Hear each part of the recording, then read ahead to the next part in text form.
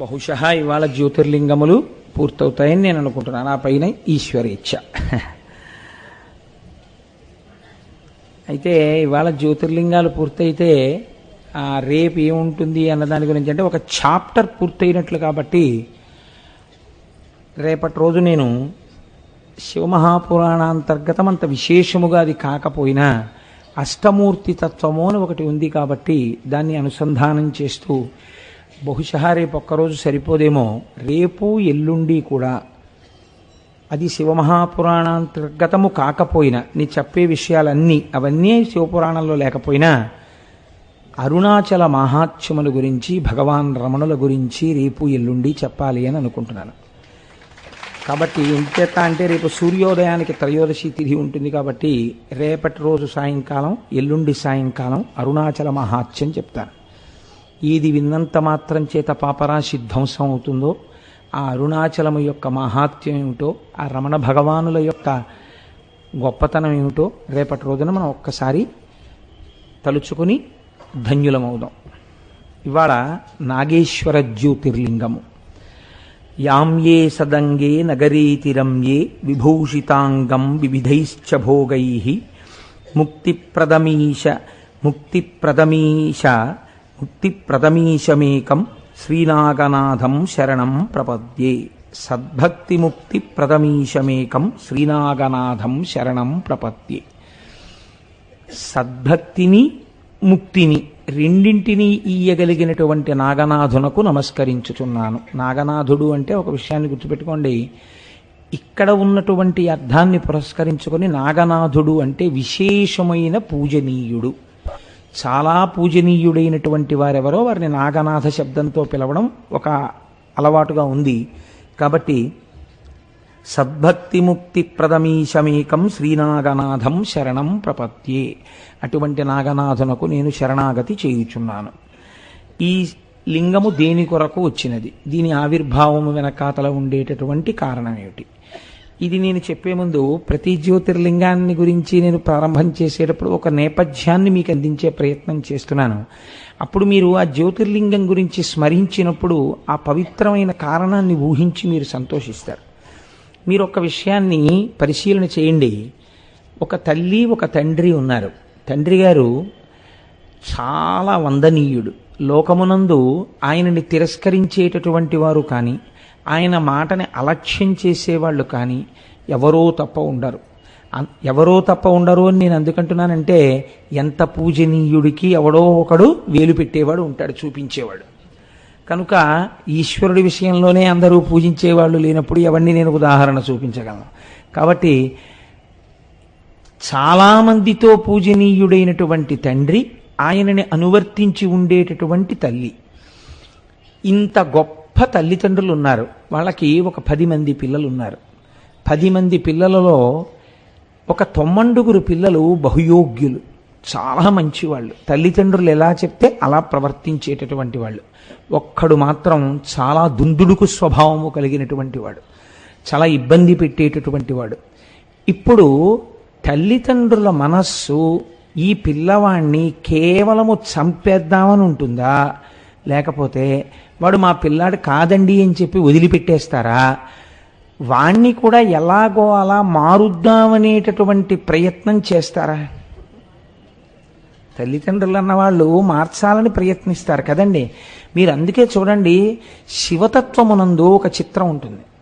శివారాధనము రాక్షసులు చేస్తారు, శివారాధనం ప్రమదగణాలు చేస్తారు, శివారాధనం భూతప్రేతాది గణాలు చేస్తాయి, శివారాధనం మహాభక్తులు చేస్తారు, శివారాధనం జ్ఞానమును అపేక్షించినటువంటి వారు చేస్తారు, శివారాధనం ఐశ్వర్యం కావలసిన వాళ్ళు చేస్తారు, ఆపద పోవాలనుకున్న వాళ్ళు శివాభిషేకం చేస్తారు.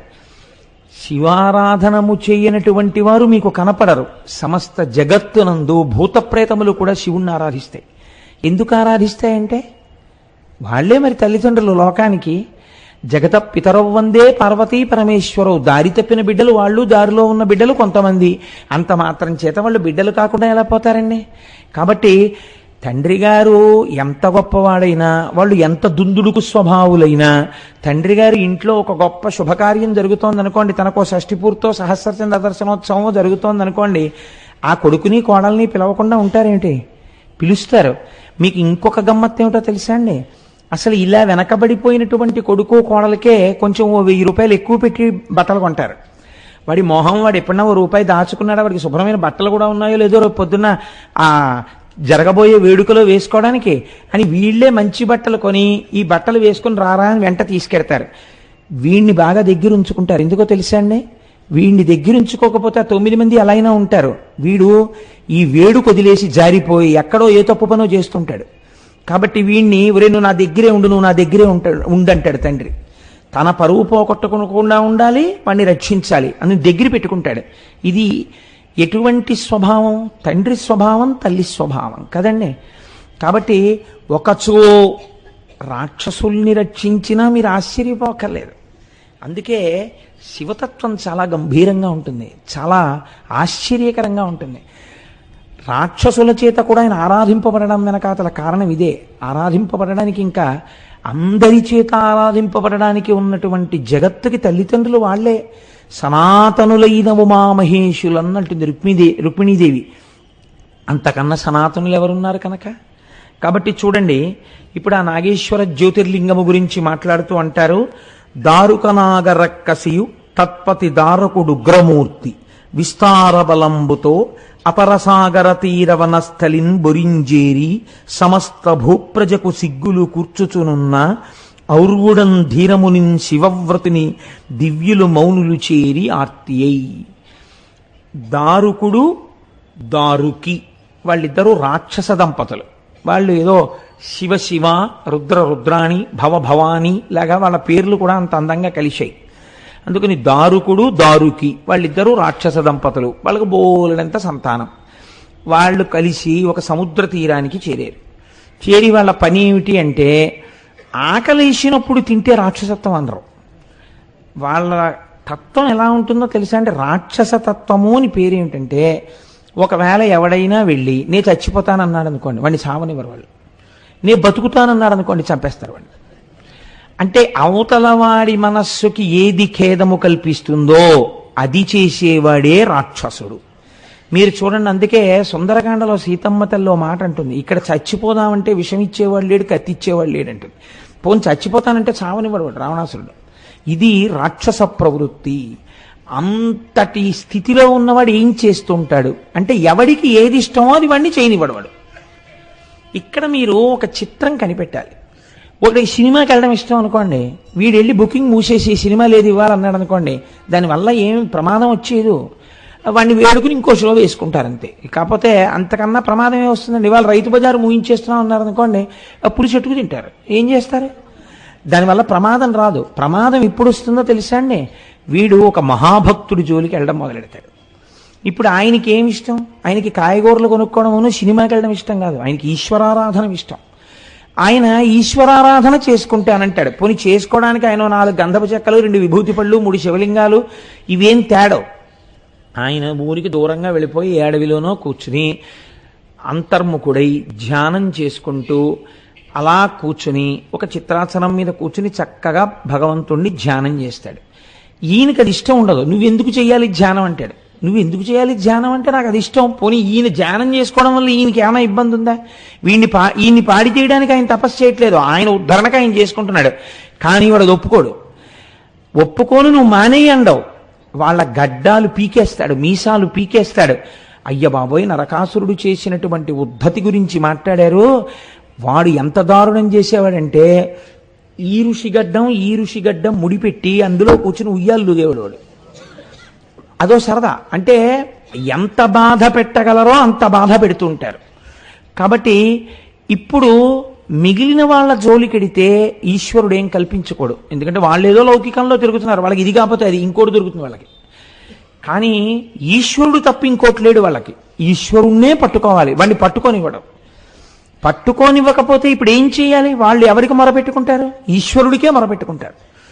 ప్రమాదం ఇప్పుడు వస్తుంది వాళ్ళకి. అప్పటి వరకు రాక్షసులకు ప్రమాదము రాదు. మీరు చూడండి, ఏ పురాణం చూసినా భగవంతుని జోలి కన్నా భగవద్భక్తుల జోలికి వెళ్ళినప్పుడే రాక్షసులు ఇబ్బంది పడతారు. కాబట్టి ఇప్పుడు ఈ దారుకి చాలా మందిని హింసించారు, చాలా మందిని తినేశారు, ఏమవ్వలేదు. కానీ వాళ్ళు ఒకానొకప్పుడు అందరు ప్రజలని బాధ పెడుతూ భగవద్భక్తుల జోలికి కూడా వెళ్ళారు. వెడితే వాళ్ళు ఔరుడనేటటువంటి ఒక మహర్షి యొక్క పాదములను పట్టుకొని శరణాగతి చేశారు. ఆయన గొప్ప తపశ్శక్తి కలిగినటువంటి వాడు ఔరువుడు. మీరే భగవన్. మీరు చూడండి, పౌరాణిక సాహిత్యమునందు ఒక చిత్రం ఉంటుంది. పెద్దల్ని సంబోధన చేసేటప్పుడు, పెద్దలనగా మహర్షులను సంబోధన చేసేటప్పుడు భగవన్ అని పిలుస్తారు. రామచంద్రమూర్తి విశ్వామిత్రుడిని హే భగవన్ అని పిలిచేవాడు. సాక్షాత్ భగవంతుడిగానే భావన చేస్తారు. భగవంతుడి పాదములు పట్టుకోవడానికి, పరమభాగవతోత్తముడి పాదములు పట్టుకోవడానికి అభేదంగా చూస్తారు. పైగా ఈశ్వరుడు అన్నాడు ఒక మాట, సమస్త క్షేత్రముల యొక్క తీర్థముల యొక్క సారం ఎక్కడుంటుందో తెలుసా? పరమభాగవతోత్తముల పాద ధూళి ఎందుంటుంది. వాళ్ళకి నమస్కరించినప్పుడు ఆ పాదధూళి తల మీద పడితే వాడు భూమండలంలో ఉన్న క్షేత్రాలన్నీ దర్శనం చేసిన ఫలితం వేస్తున్నాను అన్నాడు. కనుక ఇప్పుడు వాళ్ళు ఔరువ మహర్షి దగ్గరికి వెళ్ళారు. వాళ్ళకి ధర్మ సూక్ష్మం తెలుసు కాబట్టి. ఎందుకు వెళ్ళాలి ఔరువుడి దగ్గరికి? ఏం భగవంతుడికి మొరపెట్టచ్చుగా? మొరపెట్టే అవకాశం వాళ్ళు ఇవ్వరు. మొరపెట్టడానికి ఎక్కడో నించోవాలి కదండి. వీళ్ళందరూ కలిసి మీటింగ్ పెట్టుకున్నారని తెలియగానే వాళ్ళు వచ్చేస్తారు, అందులో వాళ్ళని తినేస్తారు, చిత కొట్టేస్తారు. కాబట్టి ఇప్పుడు వాళ్ళు ఔరువుడి దగ్గరికి వెళ్ళి ఆయన పాదములు పట్టుకుని ఆయనకి చెప్పుకున్నారు. అంటే వాళ్ళు కనీసం అందరూ కూర్చుని భగవంతుడికి తమ కష్టాన్ని నివేదించుకునేటటువంటి అవకాశం కూడా ఇవ్వనంత రాక్షసత్వం ప్రబలిపోయింది దారుకుల యందు. వాళ్ళు వెళ్ళి ఔరువుడితో చెప్పారు, వలతివి నీవు రక్కసుల పాల్పడనీక జనంబునేలా నీ వలన భయంబు బాపికొన వచ్చితిమిందరమన్ననాతడున్ కలులగు దానవాధములు కల్మషమారసి దైత్యులీ ధరాతలమును బాసి వీరుకడ తాము చెరింతురుగాక వికరన్. వాళ్ళు వాళ్ళ ఉద్ధతిని మార్చుకుని మంచిగా జీవితం గడిపారా సరే, వాళ్ళ ప్రవృత్తిని మార్చుకోలేమనుకున్నప్పుడు వాళ్ళు భూమండలం మీద ఎక్కడా ఉండకూడదు. భూమండలం మీద ఎక్కడైనా రాక్షస ప్రవృత్తి కలిగినటువంటి వాడు కానీ ఉన్నాడా, ఉత్తర క్షణం వాడు మరణిస్తాడు. ఇదే నా శాపం అన్నాడు. పూర్వం ఋషుల యొక్క తపశ్శక్తి అలా ఉండేదండి. ఎంతమంది చచ్చిపోవాలి అంటే ఆయనకు అనవసరం. ఆయన తపశ్శక్తి అంతే. చేతిలోకి నీళ్లు తీసుకుని సంకల్పం చేసి విడిచిపెట్టేశాడంటే ఇంకా దాన్ని వెనక్కి తీయడం ఎవరి తరం కాదు. ఈశ్వరుడు కూడా ఒక్కొక్కచో బ్రాహ్మణ వాక్కుని వెనక్కి తీయలేక ఔదల దాల్చవలసి వచ్చింది. మీరు చూశారు కదా, చంద్రుడికి దక్షుడు శాపం ఇస్తే ఆ శాపాన్ని తీయలేదు. నీకు క్షయ వచ్చినా ఇబ్బంది లేకుండా నీకు కళలు తగ్గుతాయి, కళలు పెరుగుతాయి, నా శిరస్సు మీద పెట్టుకుంటానన్నాడంతే శివుడు. కాబట్టి తపశ్శక్తి కలిగినటువంటి వాడి యొక్క వాక్కు చాలు బ్రహ్మాస్త్రమై కూర్చుంటుంది. కనుక ఇప్పుడు ఆయన ఏమన్నాడు అంటే, మిమ్మల్ని ఇంత బాధ పెడుతున్నారు కనుక, ఆయనకేదో కోపం, వాళ్ళ మీద పక్షపాతం, వాళ్ళ మీద కోపం లేవు, నిష్కారణంగా బాధ పెడుతున్నారు కనుక, మీ పని మిమ్మల్ని చేసుకోనివ్వట్లేదు కనుక. అంటే మీరు ఒక్కటి గమనించండి, పూర్వం వాళ్ళు ఇంత కష్టపడి చేసుకున్న తపస్సు దేని కొరకు వినియోగించేవారు అంటే లోక సంరక్షణార్థం వినియోగించారు వాళ్ళు. కాబట్టి ఇప్పుడు ఆయన శాపవాక్యాన్ని విడిచిపెట్టాడు. భూమండలం మీద ఎక్కడైనా రాక్షసులు కాని నివసిస్తే వాళ్ళు మరణిస్తారు. అయితే ఒక్క భేదం ఉంటుందండి. నేను ఇత పూర్వం ఒకసారి స్పృశించాను ఈ విషయాన్ని ఈ ప్రసంగాల్లోనే. ఇతర యుగాల్లో రాక్షసులు ఆకృతి చేత తెలియబడ్డారు. ఎప్పుడైనా వాళ్ళు కామరూపులై రూపాన్ని మార్చుకుంటే తెలియదు తప్ప, లేకపోతే మాత్రం వాళ్ళు తెలిసిపోతారు. మనుష్య రూపాల కన్నా రాక్షస రూపాలు భిన్నంగా ఉంటాయి. కానీ కలియుగంలో వచ్చినటువంటి పెద్ద ప్రమాదం ఏమిటంటే, రాక్షసులందరూ చిత్తవృత్తులై లోపలికి వెళ్ళిపోతారు. అందరూ ఒక్కలాగే ఉంటారు. మీకు ఎవడు రాక్షసుడో ఎవడు మనుష్యుడో మీరు భేదాన్ని పసిగట్టలేరు. చిత్తవృత్తుల చేత లోపలుంటాయి. వాడు అదును చూసి కాటు వేస్తాడు. అప్పటి వరకు వాడు పరమసాత్వికుల్లా ఉంటాడు. దంభము చేత మీరు పసిగట్టలేరు. ఎవడు మంచివాడో ఎవడు చెడ్డవాడో మీరు పసిగట్టలేని స్థితి. కలియుగంలో ఈ అధికారం వాళ్ళకి ఇవ్వబట్టే వాళ్ళు ఒక్కొక్కచో చేయరాని పనులు చేయగలిగినంతగా కొన్ని పవిత్ర ప్రదేశములలోకి కూడా ప్రవేశించగలుగుతారు. ఇది కలియుగంలో ఉండేటటువంటి లక్షణం. కాబట్టి ఇప్పుడు ఏమైంది అంటే, బాహ్యంలో రాక్షసులు తెలుస్తారు ఆ యుగంలో. కాబట్టి రాక్షసులు భూమి మీద ఉండకూడదు అన్నాడు. ఇప్పుడు చిత్తవృత్తులతో సంబంధం లేదు. ఇదే కలియుగం అయితే అందరూ పడిపోతారు, ఎవరో ఒకరో ఇద్దరో మిగులుతారు. కాబట్టి ఏమైంది, ఈ రాక్షసులందరికీ ప్రమాదం వచ్చింది. ఈ వార్త తెలిసింది రాక్షసులకి. ఒరే అసలు మనం అందరం భూమండలం మీద ఉండకూడదు సార్. ఇప్పుడు ఎలా, మొదటికి మోసం వచ్చింది అంటారు చూసారా, అది జరిగింది. వాళ్ళకి ఏమిటి ఉండాలి, వాళ్ళకి పోన్లేరా ఇక్కడ కాకపోతే ఇంకో చోటుకు పోయి ముక్కు మూసుకు కూర్చుంటాం అనుకోవడానికి వాళ్ళు అలా ఉండరు. వాళ్ళ జీవితం దేంతో ఉంది, ఇంకోని బాధ పెట్టడంతో ఉంది. వాళ్ళకి బాధ పెట్టడానికి ఎవరు ఉండాలి, వాళ్ళకి రాక్షసులు ఉంటే బాధ ఎలా పెడతారు? మనుష్యులు దొరకాలి వాళ్ళకి, బాగా ఏడిచే వాళ్ళు ఉండాలి, నిత్యం ఆర్తనాదాలు వినపడుతుండాలి వాళ్ళకి. అప్పుడు వాళ్ళు సంతోషంగా పడుకుంటారు. కాబట్టి ఇప్పుడు మనకి మన బతుకులు ఎలా పెడతాయిరా అని వాళ్ళు బెంగెట్టుకున్నారు. బెంగ పెట్టుకుని ఆలోచన చేస్తుంటే దారుకి ఒక మాట చెప్పింది. కడలి కుక్షియందు కాపురం బుండి ఈ పరిజనులను మనము ప్రక్కలందు తిరుగు తరణి జనుల చెరపట్టి వారల ధనము చూరకొంద మనవరతము. నాకు పార్వతీదేవి గురించి నేను ఎప్పుడో ఒకసారి తపస్సు చేశాను. తపస్సు చేస్తే శాంభవి నాకు ప్రత్యక్షమైంది. మీరు వింటున్నారా? నేను మొట్టమొదటే చెప్పాను, తప్పు మార్గంలో ఉన్న కొడుకైనా తల్లిదండ్రులే. దారుకి తపస్సు చేసింది, ఆవిడ ప్రత్యక్షమైంది. ఆవిడ్ని ఈవిడ చిత్రమైన వరం అడిగింది. ఎందుకు అడిగిందో తెలియదు. నా వారిని రక్షించుకునే శక్తి నాకు ఇమ్మని అడిగింది. తథాస్తు అంది ఆవిడ. కాబట్టి నాకు పార్వతీదేవి అనుగ్రహం ఉంది. నేను రక్షించుకోగలను, ఎక్కడైనా పెట్టి బతికించగలను. భూమి మీద కదా ఉండద్దన్నాడు, సముద్రం మీద ఉందాం మనం. ఆవిడ శక్తితో, ఆవిడిచ్చిన తపశ్శక్తితో నా వెంట మీరు రండి, నా వారిని నేను చూపించిన రాక్షసులందరూ సముద్రం మీద బతకగలం. కాబట్టి పదండి. ఎంత చిత్రమో చూడండి. అయితే వీళ్ళన్నారు బతకడం కాదు మనకి, మేము అలా ఉండమంటే మేము బతకలేము, మాకు ఏడిపించడానికి ఎవరు దొరుకుతారు అన్నారు. అంటే ఆవిడంది, ఆ బెంగెందుకు మీకు? సముద్రం మీద ఓడలలో మనుషులు తిరుగుతారు, వ్యాపారార్థమై తిరుగుతుంటారు. వాళ్ళని పట్టుకుందాం, 100 మంది 200 మంది 300 మంది దొరుకుతుంటారు. అక్కడే మనం కారాగారాలు నిర్మిద్దాం, వీళ్ళందరినీ తీసుకెళ్ళి అందులో పారేద్దాం, గిల్లుదాం, కొడదాం, ఏడిపిద్దాం. ఏడుస్తుంటారు, అలా ఏడిపిస్తూ మళ్ళీ ఇంకో ఓడ దొరికినప్పుడు వీళ్ళని తినేద్దాం, మళ్ళీ ఆ ఓడలో వాళ్ళని మళ్ళీ కారాగారంలో పెడదాం. కాబట్టి రండి, మనందరం చక్కగా సముద్రం మీద బతుకుతూ, ఔరుడు మనం ఏం చేయగలరు, ఇంకా భూమి మీదకి వస్తే కదా చేస్తాం, సముద్రం మీద బతుకుతాం.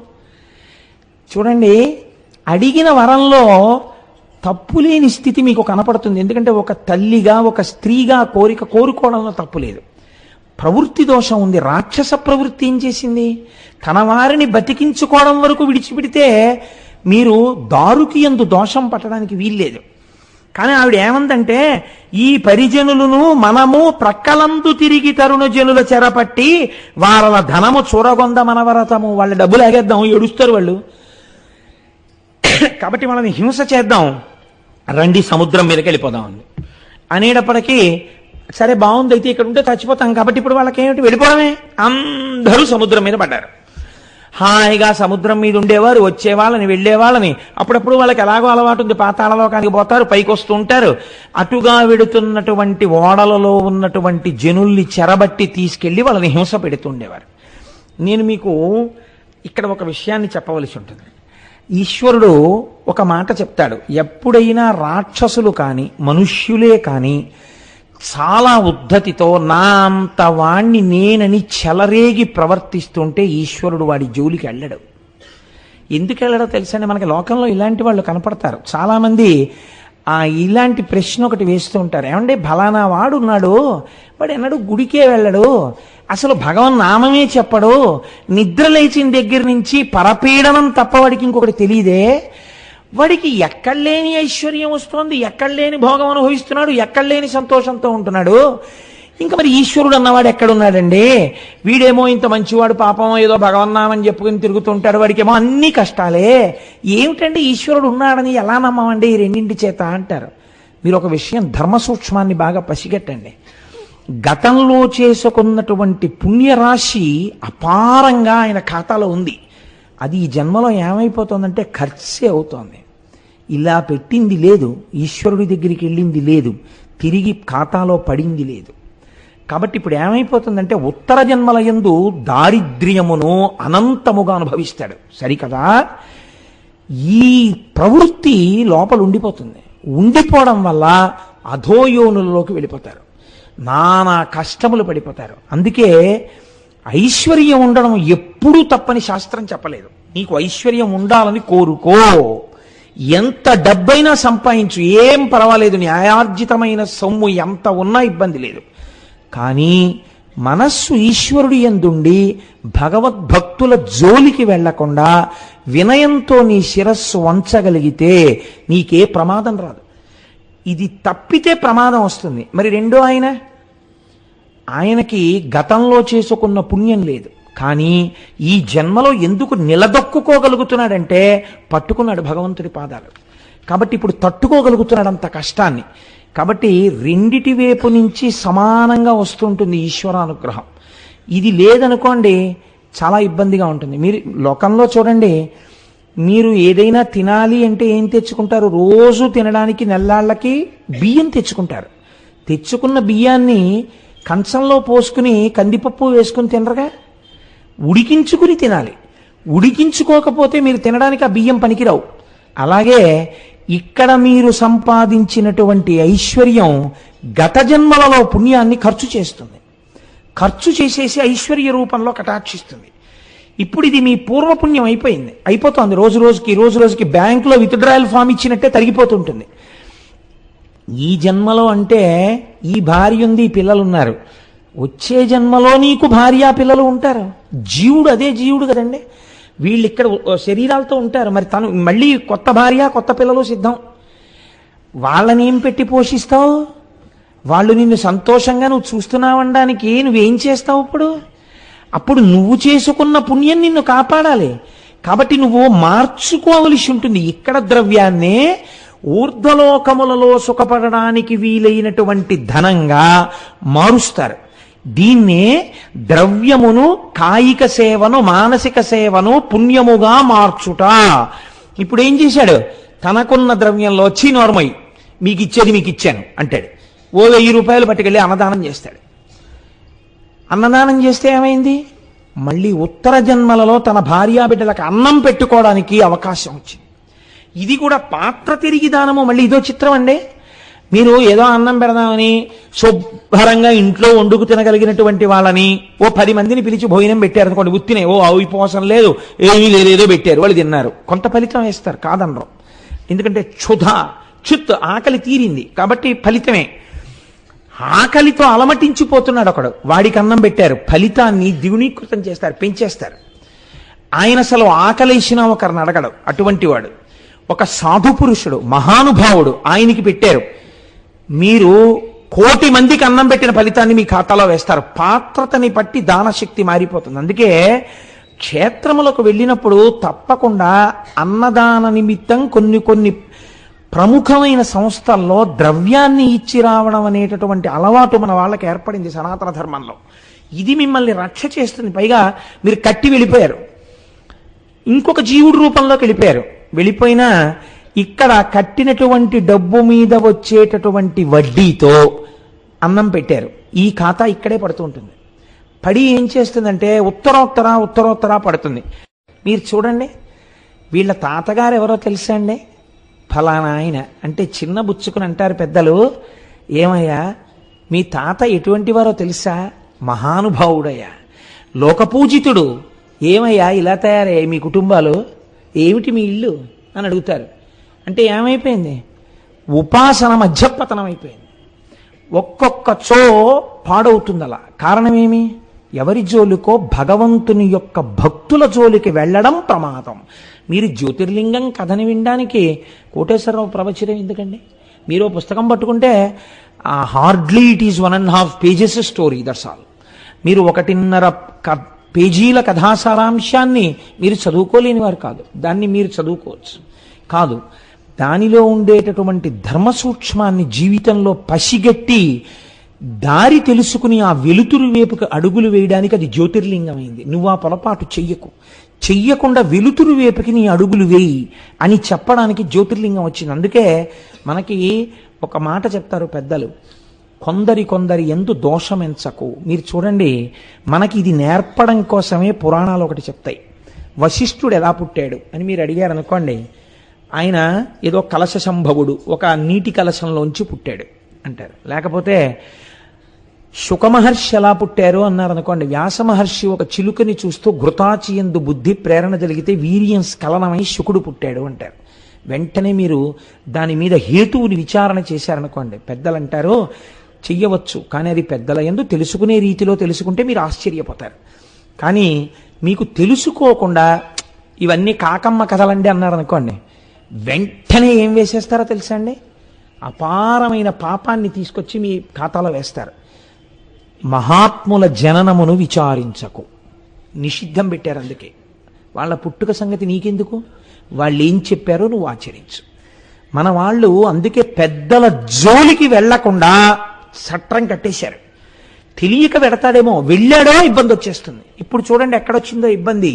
అక్కడుండి వాళ్ళని వీళ్ళని పట్టుకుని ఏదో ఇబ్బందులు పెడితే ఇబ్బంది రాలేదు. ఆ ఓడలో వెళ్ళిపోతున్న వాళ్ళు సుప్రియుడనబడేటటువంటి ఒక వైశ్యుడున్నాడు. భక్తికి కులంతో సంబంధం లేదండి. నాయనార్లలో ఎంతమందో బ్రాహ్మణేతరులు. బ్రాహ్మణుడైనటువంటి వాడికన్నా బ్రాహ్మణేతరుడైనటువంటి వాడినే పరమభక్తుడిగా శాస్త్రం కొన్ని మర్యాదలతో చెప్పింది. మీరు నన్ను క్షమిస్తే ఒక మాట చెప్తాను. సంధ్యావందనము చేయనటువంటి బ్రాహ్మణుడి కన్నా భగవద్భక్తి ఉండి దూరం నుంచే ఒక బ్రాహ్మణుణ్ణి చూస్తే చాలు నమస్కరించేటటువంటి ఒక బ్రాహ్మణేతరుడు భగవంతుని దృష్టిలో 1,000,000 రెట్లు అధికుడు అని చెప్పింది శాస్త్రం. దానికేం అలాంటి తేడాలు ఉండవు. నీ విహిత కర్మాచరణమే నీకు లేదు, నీకెందుకు ఇవ్వాలి గౌరవం? నీకెందుకు నమస్కారం చేయాలి? ఏది నీ విహిత కర్మాచరణం నీకు? కనుక నిలదీసి మాట్లాడుతుంది. ఆయన వైశ్యుడే కావచ్చు, కానీ ఆయన గొప్ప భగవద్భక్తి కలిగినటువంటి వాడు. ఈ సుప్రియుణ్ణి పట్టుకున్నారు వాళ్ళు. వాళ్ళకి తెలియదు. భక్తుడి జోలికి వెళ్ళడమే వాళ్ళకి ఎక్కువ ఇష్టం. ఎందుకని? వాడు భగవదారాధనం చేసుకుంటాడు. చెయ్యకుండా వీళ్ళు చేస్తారు. అక్కడే వీళ్ళ పతనం ప్రారంభం అవుతుంది. ఇది బాగా ఎర్రసిరాతో అండర్లైన్ చేసి పెట్టుకోండి. మన తరాలు మన వంశం బాగా ఉండాలంటే భగవద్భక్తుల జోలికి వెళ్ళరాదు. కాబట్టి ఇప్పుడు ఏమైంది? బందిగ నుంచి దాసజన వర్గముతో ధనమున్ హరింపగా బందిన వైశ్యుడుండి శివభక్తిని మానక పార్థివేశ పూజంతకు సల్పుచుండ ధనుజ ప్రభుడారసి వచ్చి వేగ ఈ చందము మాను నిట్టి నెడజాడ తలంచిన త్రుంచివేశదన్. ఆయనకి దశదాసీజనం ఉన్నారు. గొప్ప ఐశ్వర్యవంతుడు, చాలా ధనం ఉన్నవాడు. ఆయన ఓడలోకి వెళ్ళి ఆయన ధనాన్ని తీసేసుకున్నారు. ఆయన దాసదాసీజనాన్ని తీసేసుకున్నారు. ఆయన్ని బాగా కష్టం ఎలా పెట్టాలి? ఆయనకి ఎప్పుడు ఏది ఆయన చేసుకోవలసిన అవసరం లేనివాడు. అటువంటి వాణ్ణి తన పనులు తాను చేసుకునేటట్టు చెయ్యాలి. అది వాళ్ళకి సంతోషం. కాబట్టి ఇప్పుడు ఒక్కడిని తీసుకెళ్లి ఒక కారాగారంలో పెట్టారు. ఆయన అన్నట్ట, ఇవన్నీ ఉండడం ఇవన్నీ పోవడం ఈశ్వర ఇచ్ఛ, నాకు ఈశ్వరుడు చాలన్నాడు ఆయన. ఇది భగవద్భక్తి. భగవద్భక్తుడు అనడానికి గీటురా ఏమిటి? నా దాసదాసీ జనాలు లేరు, నా ధనం పోయింది అని ఏడుస్తూ కూర్చున్నాడు అనుకోండి, ఈశ్వరుడు రాడు. ఇవన్నీ ఒకనాడు ఇచ్చినవాడు ఈశ్వరుడు, తీసుకున్నవాడు ఈశ్వరుడు. నాకు ఈశ్వరుడి ఫోటో లేకపోవడం ఏమిటండి ఆరాధనకి అని ఆయన కారాగారంలో పెట్టినప్పుడు కారాగారంలో ఉన్న ధూళంతా పోగేశాడు. పోగేస్తే ఓ ఇంత శివలింగం అయింది. దాని మీద చుక్క నీళ్లు పోశాడు. అది కొంచెం హార్డ్ క్రిస్టల్ అయింది, గట్టిగా. పార్థివలింగాన్ని చేశాడు. ఆరాధన చెయ్యాలనుకున్నవాడికి, భగవద్భక్తి ఉన్నవాడికి భగవంతుడు లేని ప్రదేశం ఎక్కడుందండి? ఇది భక్తి అంటే. అంతేకాని మా ఇంట్లో అయితే పూజామందిరం ఉండేదండి, చక్కగా ఈ పాటికి పూజ చేసుకుంటూ ఉండేవాడిని.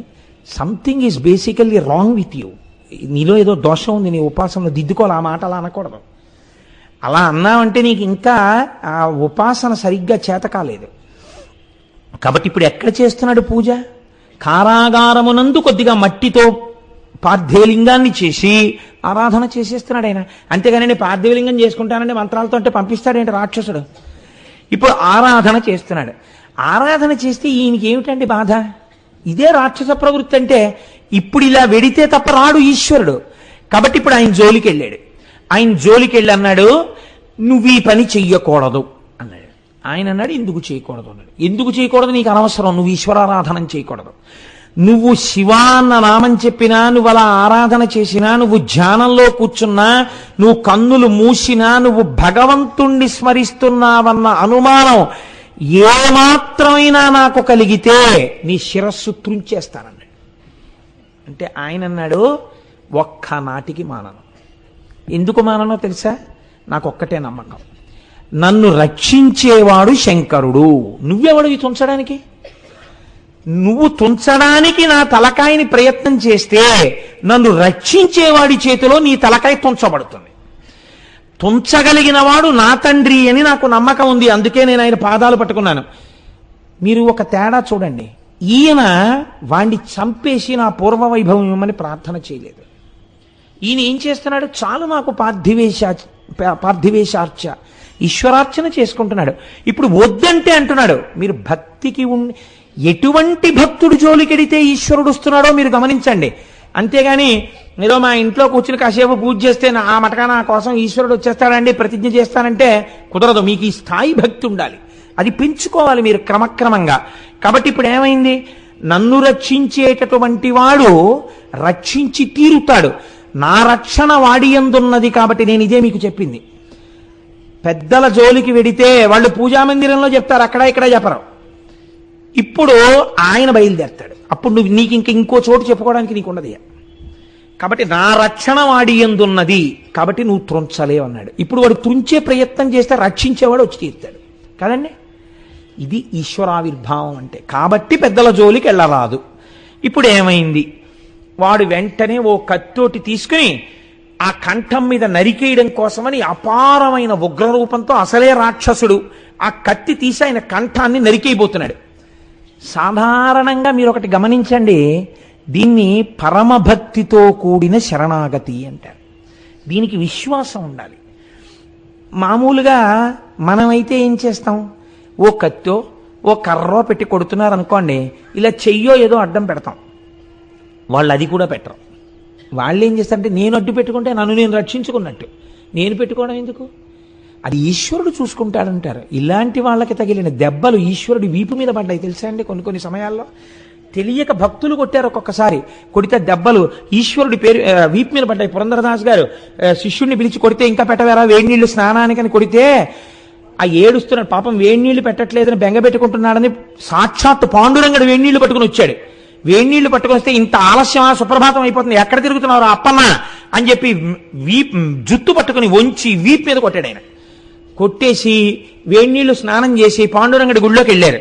వెళ్ళేటప్పటికే పాండురంగడి వీపు వాచిపోయి ఉంది. అభిషేకానికి బట్టలు తీస్తే వీపు వాచిపోయి ఉంటే, అయ్యయ్యో ఇదేమిటి స్వామి, ఈ చేతి తట్టి ఏమిటి, ఈ వాపి ఏమిటి, ఎవరు కొట్టారు నిన్నని అడిగారు. ఇవి యథార్థములండి. ఎలా కొట్టారని అడిగితే పాండురంగడు మాట్లాడాడు. పురంధరదాస్ కొట్టేశాడన్నారు. అన్నన్నా నేనెప్పుడు కొట్టానని అడిగిన. కొట్టకపోవడం ఏమిటి, సుప్రభాతానికి వేళ అయిపోతుందని నువ్వు బెంగెట్టుకుంటుంటే వేడి నీళ్ళు ఎట్టుకొచ్చాను మీ సేవకుడు ఎక్కడికో పెడితే, ఇంత ఆలస్యమా అని కొట్టే వీపు మీద, వీపు వాచిపోయింది అన్నాడు. అయ్యయ్యో అప్పుడు ఏడిచాడు ఆయన పురంధరదాస్ గారు. కాబట్టి భక్తులకి అంత లొంగుతాడు, భక్తుల జోలికి వెళ్ళిన వాళ్ళకి అంత రుద్రరూపం అవుతాడు. ఇదే మహిమ్నా స్తోత్రంలో పుష్పదంతుడు అంటాడు, నమో నిధిష్టాయ ప్రియదవదవిష్టాయ చ నమో, నమ క్షోదిష్టాయ స్మరహర మహిష్టాయ చ నమో, నమో వర్షిష్టాయ త్రనయన అవిష్టాయ చ నమో, నమ సర్వస్మైతే తదిగమితి శర్వాయ నమః. బాగా దూరంగా ఉండేవాడు ఆయనే, బాగా దగ్గరగా ఉండేవాడు ఆయనే. కాలంలో ముందు పుట్టిన వృద్ధుడు ఆయనే, అందరికన్నా యవ్వనంలో ఉండేవాడు ఆయనే. కాబట్టి ఆయన యందు నువ్వు ఈ ఒక గుణమును ఆరోపించి చెప్పడం కుదరదు. కాబట్టి ఇప్పుడు ఆ సుప్రియుడి మీదకి కత్తెత్తితే ఆయన తనని తాను రక్షించుకునే ప్రయత్నం చేయడు. మీకు ఇలాంటి భక్తులు కనపడతారు. ప్రహ్లాదుడు తన్ను నిశాచరుల్ పొడవ దైత్య కుమారుడు మాటి మాటి కోపన్నగసాయి, ఓ ధనుజభంజన, ఓ సర్వాపన్న శరణ్య, ఓ అఖిల పావన యంచు నుతించు కాని తా కన్నుల నీరుతాడు, భయకంప సమేతుడు కాడు భూవర. శూలం పెట్టి పొడుస్తుంటే చెయ్యి కూడా అడ్డం పెట్ల. అయినా సరే వీడు ఎలా చచ్చిపోతాడు రా అని బెంగెట్టుకున్నాడు. హిరణ్యకశిపుడు చావలా పొడిస్తే. ఇది ఈశ్వరుణ్ణి కదిపేస్తుంది అటువంటి భక్తితో కూడిన శరణాగతి. కాబట్టి ఇప్పుడు ఆ సుప్రియుడు ఏం చేశాడు? ఆయన కత్తి తీసి నరకబోతుంటే, రక్షింపుము శంకరనను రక్షింపుము సకలలోక రక్షాదక్ష, రక్షింపుము శివ దుష్టులచే క్షయమునంద నీక సేవకుని కృపన్. ఈశ్వర నేను నీ సేవకుడను, రక్షింపుము శంకర, రక్షింపుము సకలలోక రక్షాదక్ష. నన్ను రక్షించడం నీకు పెద్ద లెక్క, సకల లోకములను రక్షింపగలిగినటువంటి సమర్థుడవైన ఓ శంకర, రక్షింపుము శివ, నన్ను రక్షించు. దుష్టులచే క్షయమునంద నీక, నీకు విరోధభావము కలిగి నీ యందు విరోధభావము కలిగినటువంటి ఈ రాక్షసుడి చేత నేను నిహతుడను కాకుండా నన్ను కాపాడు అని శరణాగతి చేసి 2 చేతులతో ఆయనకి నమస్కారం చేశాడు. చేసేసరికి ఈయన ఆరాధన చేస్తున్నటువంటి ఆ పార్థివలింగంలోంచి ఒక్కసారి పరమశివుడు ఆవిర్భవించాడు. రుద్రరూపంతో ఆవిర్భవించడం, త్రిశూలం పెట్టి దారుకుణ్ణి ఒక్క దెబ్బ కొట్టడం, వాడు పారిపోవడం, ఆయన యొక్క ఉగ్రమైన దృష్టికి కొన్ని వందల మంది చుట్టుపక్కల రాక్షసులు బూది కుప్పలై పడిపోవడం ఏకకాలమనందు జరిగిపోయి. చిత్రం ఏమిటంటే ఆ వచ్చినటువంటి పరమశివుని యొక్క అర్ధభాగమునందు పార్వతీదేవి ఉంది. ఆవిడంది టక్కని చేపట్టుకుని ఆగండి ఆగండి ఆగండి ఆగండి, ఏమిటా ఉద్ధతి, ఏమిటి అలా కాల్చేస్తున్నారు, నా వారిని రక్షించుకునే శక్తి నాకిమ్మని ఆ దారుకి అడిగింది. నేను వరం ఇచ్చాను. ఇప్పుడు మీరు ఇలా కాల్చేస్తే నా వరం ఏమవ్వాలి? ఎంత చిత్రంగా ఉంటుందో చూడండి. అమ్మ ఇటు భక్తుణ్ణి రక్షించారుగా, ఆవిడ నాకు భక్తురాలైంది, ఆవిడ నన్ను శరణు వేడింది, తపస్సు చేసింది, నేను వరం ఇచ్చాను. ఇప్పుడు మీ రక్షణ వలన నా వరము వమ్మైపోతే అప్పుడు నేనేమవ్వాలి? నేను మీరు ఒకటే, మన ఇద్దరమని లేంగా, మన ఇద్దరి మనస్సు ఒకటేగా. అయినప్పుడు మీరు అలా ఎలా సంహరిస్తారు? కాబట్టి సంహరించడానికి వీల్లేదు, ఇంకిక్కడతో ఆపేయండి రాక్షస సంహారం, ఇంకా చెయ్యొద్దండి. అంటే వేకటి నుండి ఉన్నది వివేక నిధాన. చూసారా దారుకి ఎలా ఏడుస్తోందో? నేను ఇక్కడ ఉండగా అలా చంపేస్తారా మీరు? నిషాటి దీనిపై బోడకసేయుయాగ్రహము పూనుమనుగ్రహ భావమున్ చిరంబీక శిశుత్వమందునను హెచ్చుక కొల్చి వరంబులుందే నా శ్రీకలనం తదాత్మజులు సింధుతటిన్ వసీంత్రుగవుతన్. అది చాలా చిన్నపిల్లగా ఉన్నప్పుడు నా గురించి తపస్సు చేసి నన్ను అడిగింది, నేను వరం ఇచ్చాను. ఆ కారణం చేత అది దాని బిడ్డలు మరణించడం నేను అంగీకరించను. మీరు నా మీద ప్రేమతో ఆమె యందు అనుగ్రహ భావాన్ని ప్రదర్శించండి. మీరు ఉత్తర క్షణం మీ కోపాన్ని తగ్గించేసేయండి. శివా రుద్రస్య భేషజీ. శివుడు వెంటనే శంకరుడైపోయాడు. శంకరుడైపోయి ఒక నవ్వు నవ్వి అన్నాడు, చాలా బాగుంది పార్వతి, నువ్వు చెప్పింది నిజమే, ఆవిడికి నువ్వు వరం ఇచ్చావు, ఆ వరం నిలబెట్టవలసిందే. కానీ వాళ్ళు రాక్షసులు. నేను ఇప్పుడు వీళ్ళని ఇలా విడిచిపెట్టి వెళ్ళిపోతే నువ్వు నేను ఏమవుతుందో తెలుసా? వీళ్ళు మళ్ళీ మొదలు పెడతారు వ్యవహారం. ఈ సింధు తటిన్ వసింపుమని నువ్వు అన్నావు కదా, ఔరుడి మాట కాదనలేక భూమి మీదకి రమ్మని చెప్పలేకపోయావు. కాబట్టి ఇప్పుడు వీళ్ళు మళ్ళీ లోకాన్ని ఇబ్బంది పెట్టడం మొదలు పెడతారు. కాబట్టి మనం ఏం చేద్దాం? తల్లి తండ్రి అక్కడే కూర్చున్నట్టు ఎదురుగుండా మొహం బాగా పరిచయమై పాత నేరస్తుణ్ణి చూడగానే పసిగట్టగలిగినటువంటి పోలీసున్న చోటికి వెళ్లి జేబు దొంగ దేబు దొంగతనం చెయ్యలేనట్టు వీళ్ళు మళ్లీ ప్రజల్ని ఇబ్బంది పెట్టకుండా ఉండడం కోసం నేను ఇక్కడే కూర్చుంటాను జ్యోతిర్లింగ రూపంలో. నువ్వు రక్షిస్తానన్నావు కదా, నిన్ను చూడగానే దానికి గుర్తొస్తూ ఉండాలి, మనం ఎవరి జోలికి వెళ్ళకూడదు, మనం ఇలా బతికుండాలి, అమ్మవారి దయతో బతికున్నాం, నువ్వు కూర్చో ఇక్కడే అన్నాడు. ఇది వాళ్ళ దయ.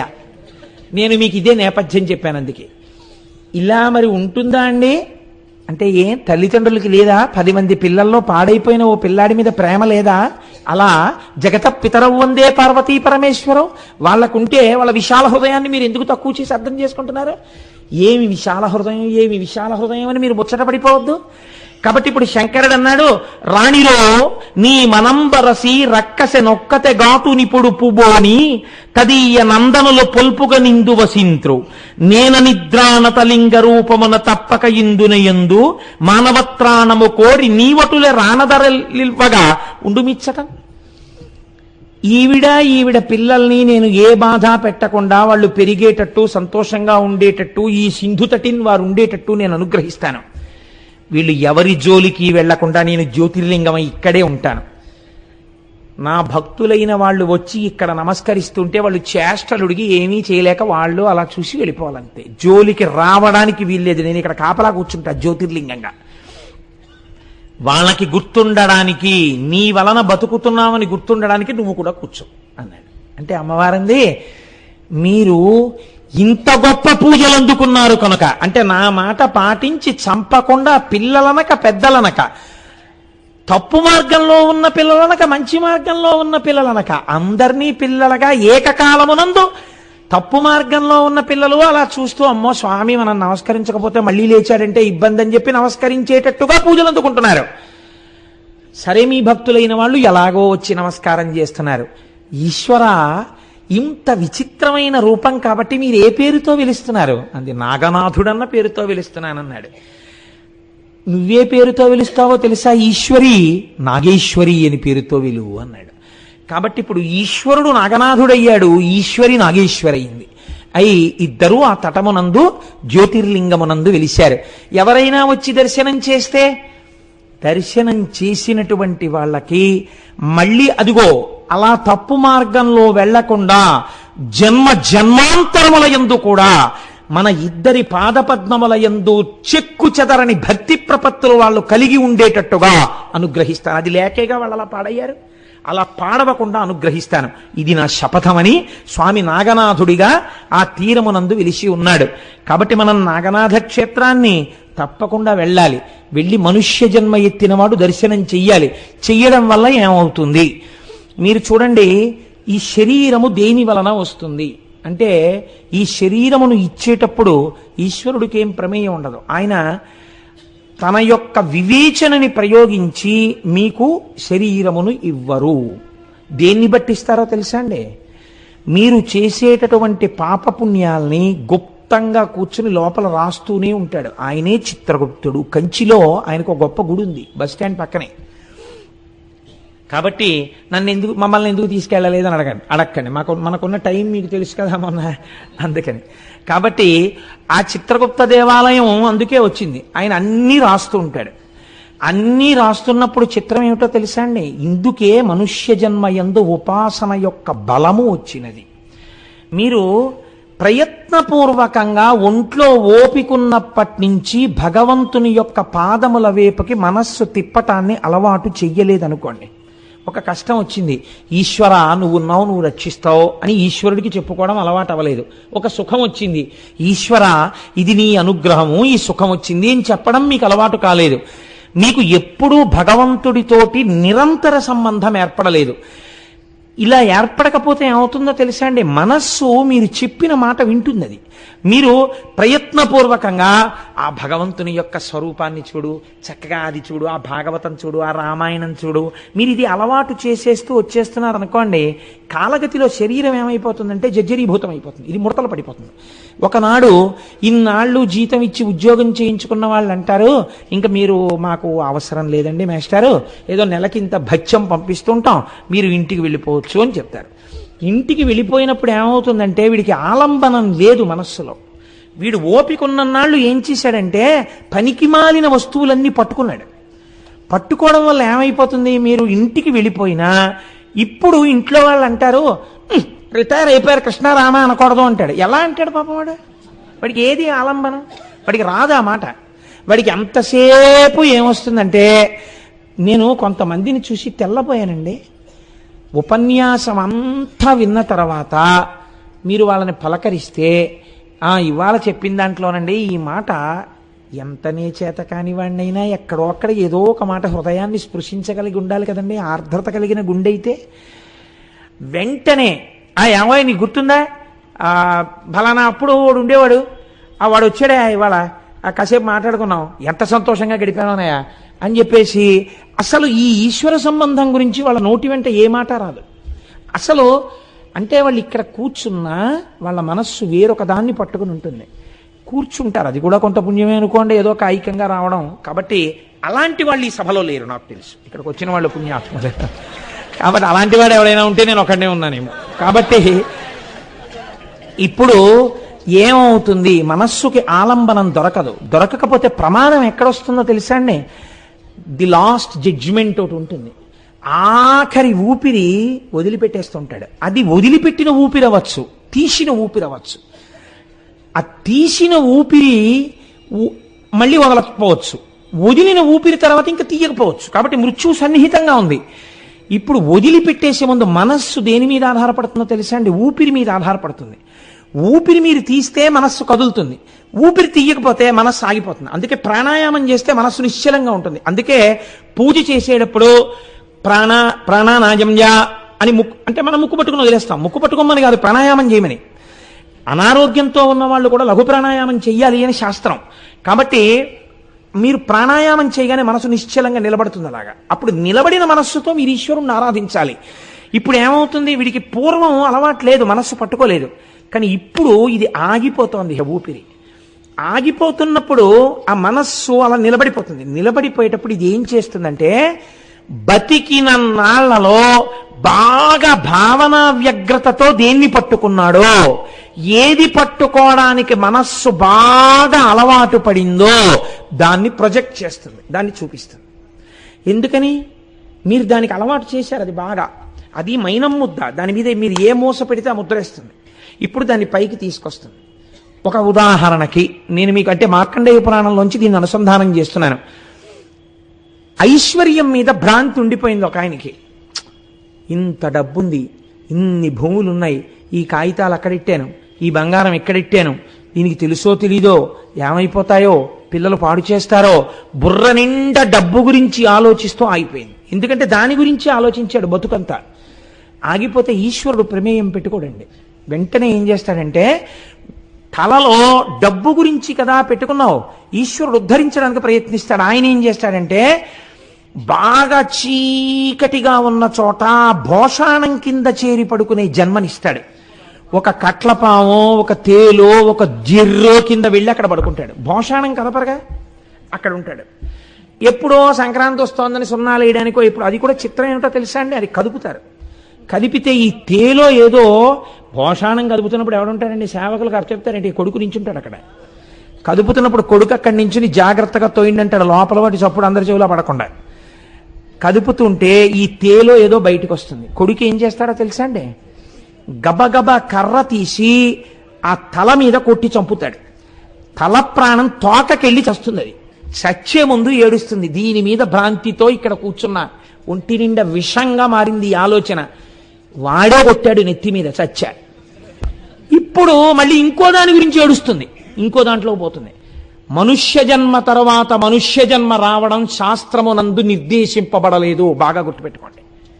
మనుష్య జన్మ తర్వాత మీ ఉపాసనని బట్టి హీనోపాధులలోకి వెళ్ళిపోతారు, లేకపోతే పైకి ఎడతారు. అందుకని మనస్సుకి ట్రైనింగ్ ఇవ్వడం అన్నది చాలా ఇంపార్టెంట్ శాస్త్రంలో. అది జ్యోతిర్లింగ మనకు వెనకనున్నటువంటి ప్రధానమైన ఉద్దేశం.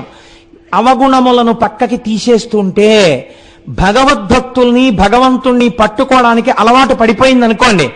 అలవాటు పడిపోతే అదే వినడాన్ని ఇష్టపడితే ప్రాణోత్క్రమణ సమయమునందు కూడా ఒక భగవద్భక్తుణ్ణో భగవంతుణ్ణో అది ప్రొజెక్ట్ చేస్తుంది. ఎందుకంటే అది పట్టుకునుంది, బాగా అది పట్టుకునుంది కాబట్టి దాన్ని చూపిస్తుంది. దీన్ని ధన్య అన్న నామంలో లలితా శాస్త్రంలో వ్యాఖ్యానం చేశారు భాస్కర్ రాయల వారు.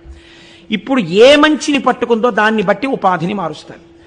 ఈశ్వరుణ్ణి నేను ఈ జన్మలో బాగా తెలుసుకోలేకపోయాను, ఒక్క భగవద్గీతకి ఉన్న వ్యాఖ్యానాలన్నీ చదువుకోలేకపోయాను, నాకు సంస్కృతం రాలేకపోయింది, మంచి గురువు దగ్గర కూర్చుని నేర్చుకుని ఉంటే అనుకుంటుండగా ఊపిరాగిపోయింది అనుకోండి, సమస్త శాస్త్రపారంగతుడైన ఒక బ్రాహ్మణుడి కడుపున జన్మించి గొప్ప ఉపాసనతో మోక్షం వైపుకు అడుగులేస్తాడు అని తీర్మానం చేసే శాస్త్రాలు. ప్రస్థానత్రయమైన భగవద్గీత కూడా అదే తీర్పు.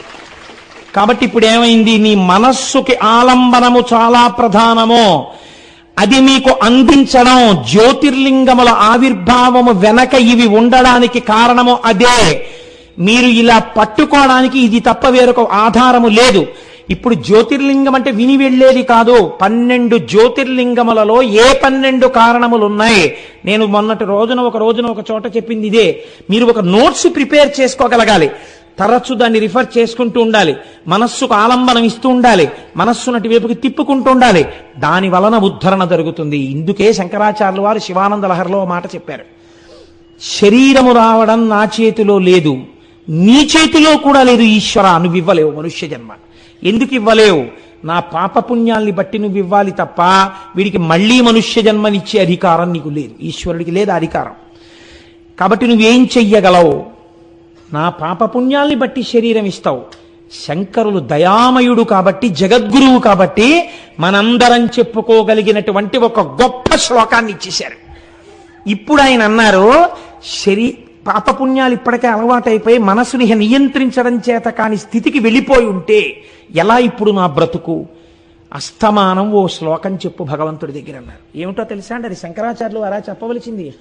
మన కోసం శంకరాచార్యులు వారు చెప్పారు శివానంద లహరిలో. నరత్వం దేవత్వం నగవన మృగత్వం మశకత పశుత్వం కీటత్వం భవతు విహగత్వాది జననం సదాత్వత్పాదాబ్జ స్మరణ పరమానందలహరీ విహారాసక్తం చేద్రు దయమిహ కింతేన వపుషా అన్నారు. పూజలో ఈ శ్లోకం చెప్పుకోవాలి. ఏదైనా దేవాలయానికి వెడితే ఈ శ్లోకం చదవాలి. ఇది నోటికి రావాలి ఈ శ్లోకం. మీరు ఏ గుడికి వెళ్ళండి, ఇంట్లో పూజ చెయ్యండి, నిద్ర లేవండి, రాత్రి పడుకోండి, ఈ శ్లోకం చెప్తుండాలి అస్తమానం. నరత్వం దేవత్వం నగవన మృగత్వం మశకత. ఈశ్వర నన్ను ఒక ఈగని చెయ్యి, నాకేం బాధలేదు. I'm not worried about that. ఎందుకని? నా చేతిలో లేదు, నా మనస్సు లొంగట్లేదు, నీ చేతిలో లేదు, నువ్వు మనుష్య జన్మలు ఇవ్వలేవు. నరత్వం దేవత్వం, నన్ను ఒకవేళ ఒక దేవత అయిపోని ఏదో పుణ్యం ఉండి నాకు అక్కర్లేదు అది. ఒకవేళ దేవుడే అయిపోయినా నాకేం కావాలో తెలుసా, దేవుడి దేవత్వం పొందిన. నగవన మృగత్వం, నేను పర్వతం అయిపోయినా, తోట అయిపోయినా, నేను మృగాన్ని అయిపోయినా, ఒక ఈగనైపోయినా, దోమనైపోయినా, ఉపాధి ఇది కావాలని నేను నిన్ను అడగను. మళ్ళీ మనుష్యుడిగా పుట్టాలన్న కోర్కె నేను నిన్ను అడగను. ఎందుకని? అలా ఈశ్వరుడు ఈయడు కనుక. మీరు బాగా గుర్తుపెట్టుకోండి శాస్త్ర రహస్యాన్ని. అందుకిచ్చారు శంకరాచార్యులు వారి శ్లోకం. నగమన మృగత్వం మశకత పశుత్వం కీటత్వం భవతు విహగత్వాది జననం. గ్రద్దనై తిరిగినా నాకు బాధ లేదు. నాకేం కావాలి? ఏ ఉపాధిలో ఉన్నా జీవుడదే కదా ఉంటాడు. నాకేం కావాలో తెలుసా? సదాత్మ పాదాబ్జస్మరణ పరమానందలహరీ విహారాసక్తం. ఎప్పుడు నీ పాదపద్మములను తలుచుకుని మురిసిపోయి ఆనందమునందు రమించేటటువంటి అదృష్టాన్ని నాకు ఇయ్యి. మీరు చూడండి, కుక్కలకి నక్కలకి కూడా నాలుకుంటుంది, రసేంద్రియం అని పిలవరు దాన్ని. మనుష్యులకున్న నాలుకను రసేంద్రియం అని పిలుస్తారు. రసేంద్రియం అంటే రుచులు చూడడం కోసం రసేంద్రియం కాదు. భగవంతుని యొక్క నామ వైభవమును, ఈశ్వరుని యొక్క గుణముల రసమును గ్రోలి అందుచేత మత్తెక్కిపోయి చెప్పకుండా ఉండలేక ఈశ్వరనామము చెప్పి ఈశ్వరునిలో ఉన్న రసమెరిగినటువంటి స్థితి కాబట్టి, దాని వలన పలుకన నాలిక కాబట్టి ఇది రసేంద్రియమైంది. రుచులు చూడ్డానికి ఉపయోగపడిన నాలుక కాదు. ఈశ్వరనామం చెప్పడానికి ఉపయోగపడిన నాలుక రసేంద్రియం. కాబట్టి ఇప్పుడు ఏమైంది? కాబట్టి ఈశ్వర నాకు ఉపాధితో సంబంధం లేదు. ఎందులో ఉంటే ఇబ్బంది వచ్చింది? ఏ వేదంబు పఠించే లూత, భుజగం శాస్త్రములు సూచే, ఏ విద్యాభ్యాసమనర్చకరి, చెంచే మంత్రముహించే, బోధావిర్భావ నిదానముల్ చదువులయ్యా కాదు మీ పాద సంసేవాసక్తియ కాక జంతు తతికిన్ శ్రీకాళహస్తీశ్వర. ఏ ఒక పాము మోక్షం పొందింది, ఒక సాలెపురుగు మోక్షం పొందింది, ఒక ఏనుగు మోక్షం పొందింది. మనుష్యులుగా పుట్టిన కోట్ల మందిలో ఎంతమంది పొందుతున్నారు? ఈశ్వరుడే చెప్పేశాడు భగవద్గీతలో, కొన్ని కోట్ల మందిలో ఒక్కడే నన్ను తెలుసుకుంటున్నవాడు, ఇతరులు నన్ను తెలుసుకోవట్లేదని చెప్పాడు. ఒక పాము ఈశ్వరుణ్ణి తెలుసుకోగలిగింది, నీకు ఉపాధితో సంబంధం ఏంటి? ఎంత గొప్ప మాట! శాస్త్రములను పిండేశారు కాబట్టి జగద్గురువై శంకరులు చెప్పారు, ఉపాధి మనుష్యుడు దిమ్మని అడగల. ఏం కలిసి వస్తుంది నీకు ఉపాధితో? ఉపాధి కాదు, నీ పాదముల యందు రమించగలిగిన శక్తిని అడగాల. అందుకే ఈ శ్లోకం రాని వాళ్ళు ఉండకూడదు. మనుష్య జన్మ ఎత్తిన వాళ్ళు అమృత భాండాన్ని తెచ్చి చేతిలో పెడితే పెంట కుప్ప మీద పారేసి గంజి తాగుతానన్నవాడు ఎటువంటి వాడో, మనుష్య జన్మనెత్తి ఈ శ్లోకం నోటికి రాదు నేను ఈశ్వరుడి దగ్గర చెప్పుకోవడానికి అనుకున్న వాడి జన్మ అటువంటిదే. నన్ను క్షమించండి. మనకి రాదని జగద్గురువులు మనకు అందించారు. నరత్వం దేవత్వం నగవన మృగత్వం మశకత పశుత్వం కీటత్వం భవతు విహగత్వాది జననం సదాత్పాదాబ్జ స్మరణ పరమానందలహరీ విహారాసక్తం చేద్రు దయమిహ కింతేన వపుషా. ఎక్కడికి వెళ్ళండి మీరు, ఏ గుళ్ళోకి వెళ్ళండి, ఇది చెప్పి బయటకు వస్తుండాలి. అప్పుడు ఇక మీకు బాధ లేదు, అలవాటు అవుతుంది. ఈశ్వరానుగ్రహంతో ఉపాధి మారిన భక్తి వస్తుంది, దానివల్ల తరించిపోతారు, చాలదండి. కాబట్టి మనస్సుని నిగ్రహించి ఈశ్వరుడి వైపు పెట్టడం అలవాటైతే ఆ భక్తి ముహూర్తముల చేత రాదు. నేను ఏమంటే ముహూర్తం పెట్టుకుని ఇంక రేపటి నుంచి భక్తిగా ఉండానండి అంటే అది శంకుస్థాపన కాదు, అదేం లేకపోతే గృహప్రవేశం కాదు, గుమ్మాెత్తడం కాదు.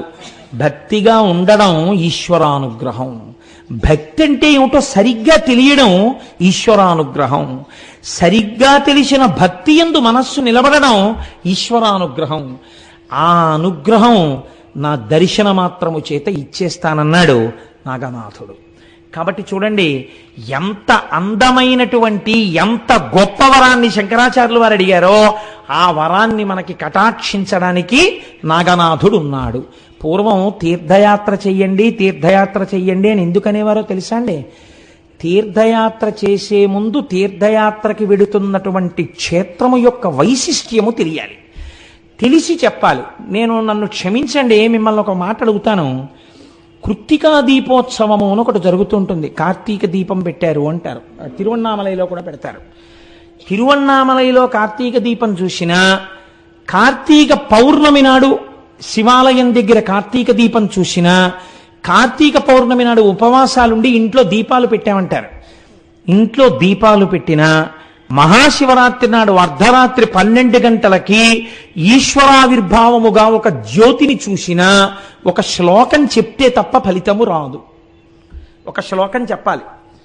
ఆ శ్లోకం చెప్పినప్పుడు ఆ శ్లోకము యొక్క శబ్ద తరంగములు ఎంత దూరం పెడతాయో ఆ శబ్ద తరంగములకు వినడం కాదు, శబ్ద తరంగముల యందు పడినటువంటి చీమలు పురవలు కూడా మోక్షానికి వెళ్ళిపోతాయి.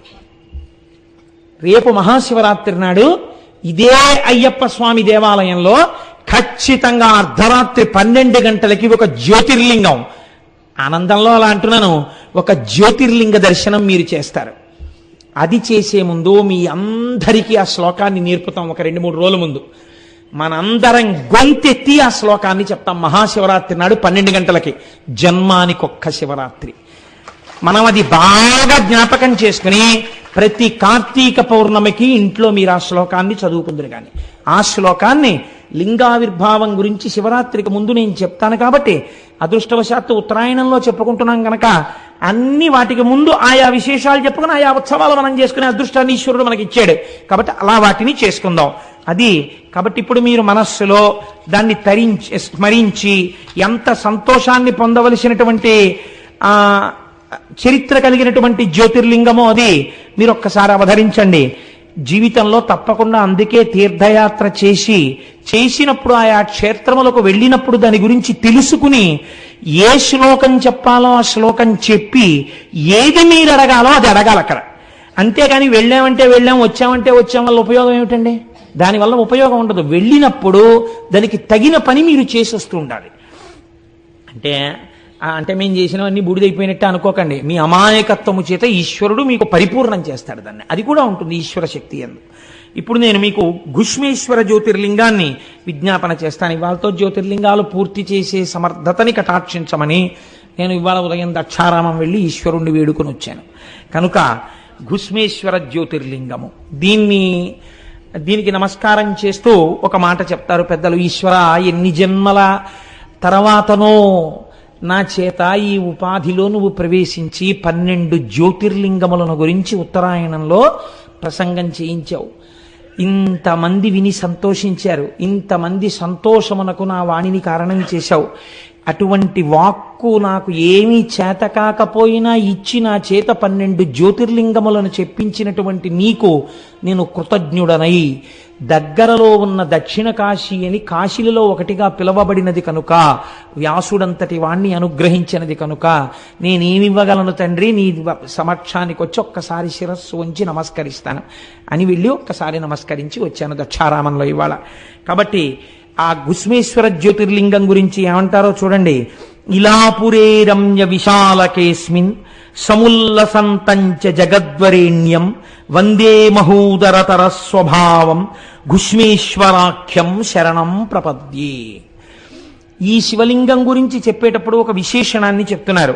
మహూదర, ఇంకా ఆయన ఔదార్యాన్ని ఇంత అంతా అని మీరు లెక్క కట్టి చెప్పడం కుదరదు.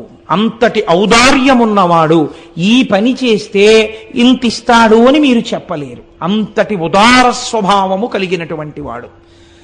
నాకు ఒక్కొక్కసారి ఆ ఉదారము ఔదార్యము అన్న మాట గురించి చెప్పాలంటే అసలు ఆశ్చర్యంగా ఉంటుంది. మా దొరగారి అన్నగారు ఉన్నారు ఏలూరులో. మా దొరగారి అన్నగారు వారింట్లో, నన్ను దొరగారి ఏమనుకోకండి, ఆనందంతో చెప్పేస్తున్నాను, వారింట్లో ఒక పాలేరుని పెంచి పెద్ద చేశారు. ఆయన స్నానం చేస్తే పంచి అందించాడు, ఆయన స్నానం చేస్తే ఉత్తరీయం ఇచ్చాడు, ఆయన బయటికి ఎడుతుంటే అయ్యగారు వచ్చేవరకు ఇక్కడ కూర్చుంటానన్నాడు. ఒక కొడుకే మసిలితే ఎలా మసులుతాడో అలా మసిలాడు. ఆయన ఆ దొరగారు అన్నగారు ఆ పిల్లవాడిని ఒక కొడుకులా చూసుకున్నారు. అతనికి పుట్టిన పిల్లాన్ని MBA చదివించారు, పెద్ద ఎగ్జిక్యూటివ్ని చేశారు. ఆశ్చర్యం తెలుసా మీకు? మా దొరగారి తల్లిగారు ఈ మధ్య శరీరం వదిలిపెట్టేసేంత వరకు తల్లిగారిని కంటికి రెప్పలా సేవ చేశారు. తల్లిగారు వెళ్ళిపోయారు, ఆయన భార్య గారు వెళ్ళిపోయారు. బిడ్డలు ఆడపిల్లలు నాన్నగారండి మా దగ్గరికి వచ్చేయండి అన్నారు. ఆయన అన్నారు, అమ్మా కడుపున పుట్టకపోయినా నాతో పాటు నన్ను ఎప్పటి నుంచో చూస్తున్నారు, వాళ్ళకి మనవడు పుట్టాడు, వాళ్ళతోనే ఇక్కడ ఉండిపోతానమ్మా అని వాళ్ళని తన బిడ్డలుగా భావించి వాళ్ళతో ఉండిపోయారు. ఏమి ఔదార్యం! సేవకుడిగా భావించలేదు. అది నిజంగా అలాంటి వాళ్ళని చూసినప్పుడు, అలాంటి వాళ్ళ గురించి విన్నప్పుడు వాళ్ళు అంగీకరించని బాహ్యంలో నమస్కరించం కానీ వాళ్ళు కనపడగానే నమస్కరించాలి అసలు. కాబట్టి చూడండి, ఇప్పుడు ఆయన ఏమనుకుంటాడు, ఏమి ఔదార్యం ఇది, ఎందుకు ఇచ్చేసినట్టు నాకింత, ఎందుకు మా మీద ఇంత ఔదార్యం? ఒక పాలేరు ఏం చేస్తాడో మేము అది చేశాం, కానీ ఎంత ఔదార్యం చూపించారు మహానుభావుడు. వాళ్ళ తరతరాలు చెప్పుకుని సంతోషిస్తాయి. ఆ సంతోషం చాలదా వాళ్ళ వంశాన్ని కాపాడడానికి? కాబట్టి ఒక మంచి పని చూడండి, ఈ ఔదార్యము అన్న మాటకి పరమశివుని వద్ద హద్దు లేదు. ఇది ఆవిష్కరించినటువంటి జ్యోతిర్లింగము ఘుష్మేశ్వర జ్యోతిర్లింగము. దేవగిరి కటమున భూదేవుడు బ్రహ్మవిదుడభవ దీక్షితుడవనిం పావనుడు భరద్వాజ కులావిర్భూతుడు సుధర్ముడనునొకడలరున్.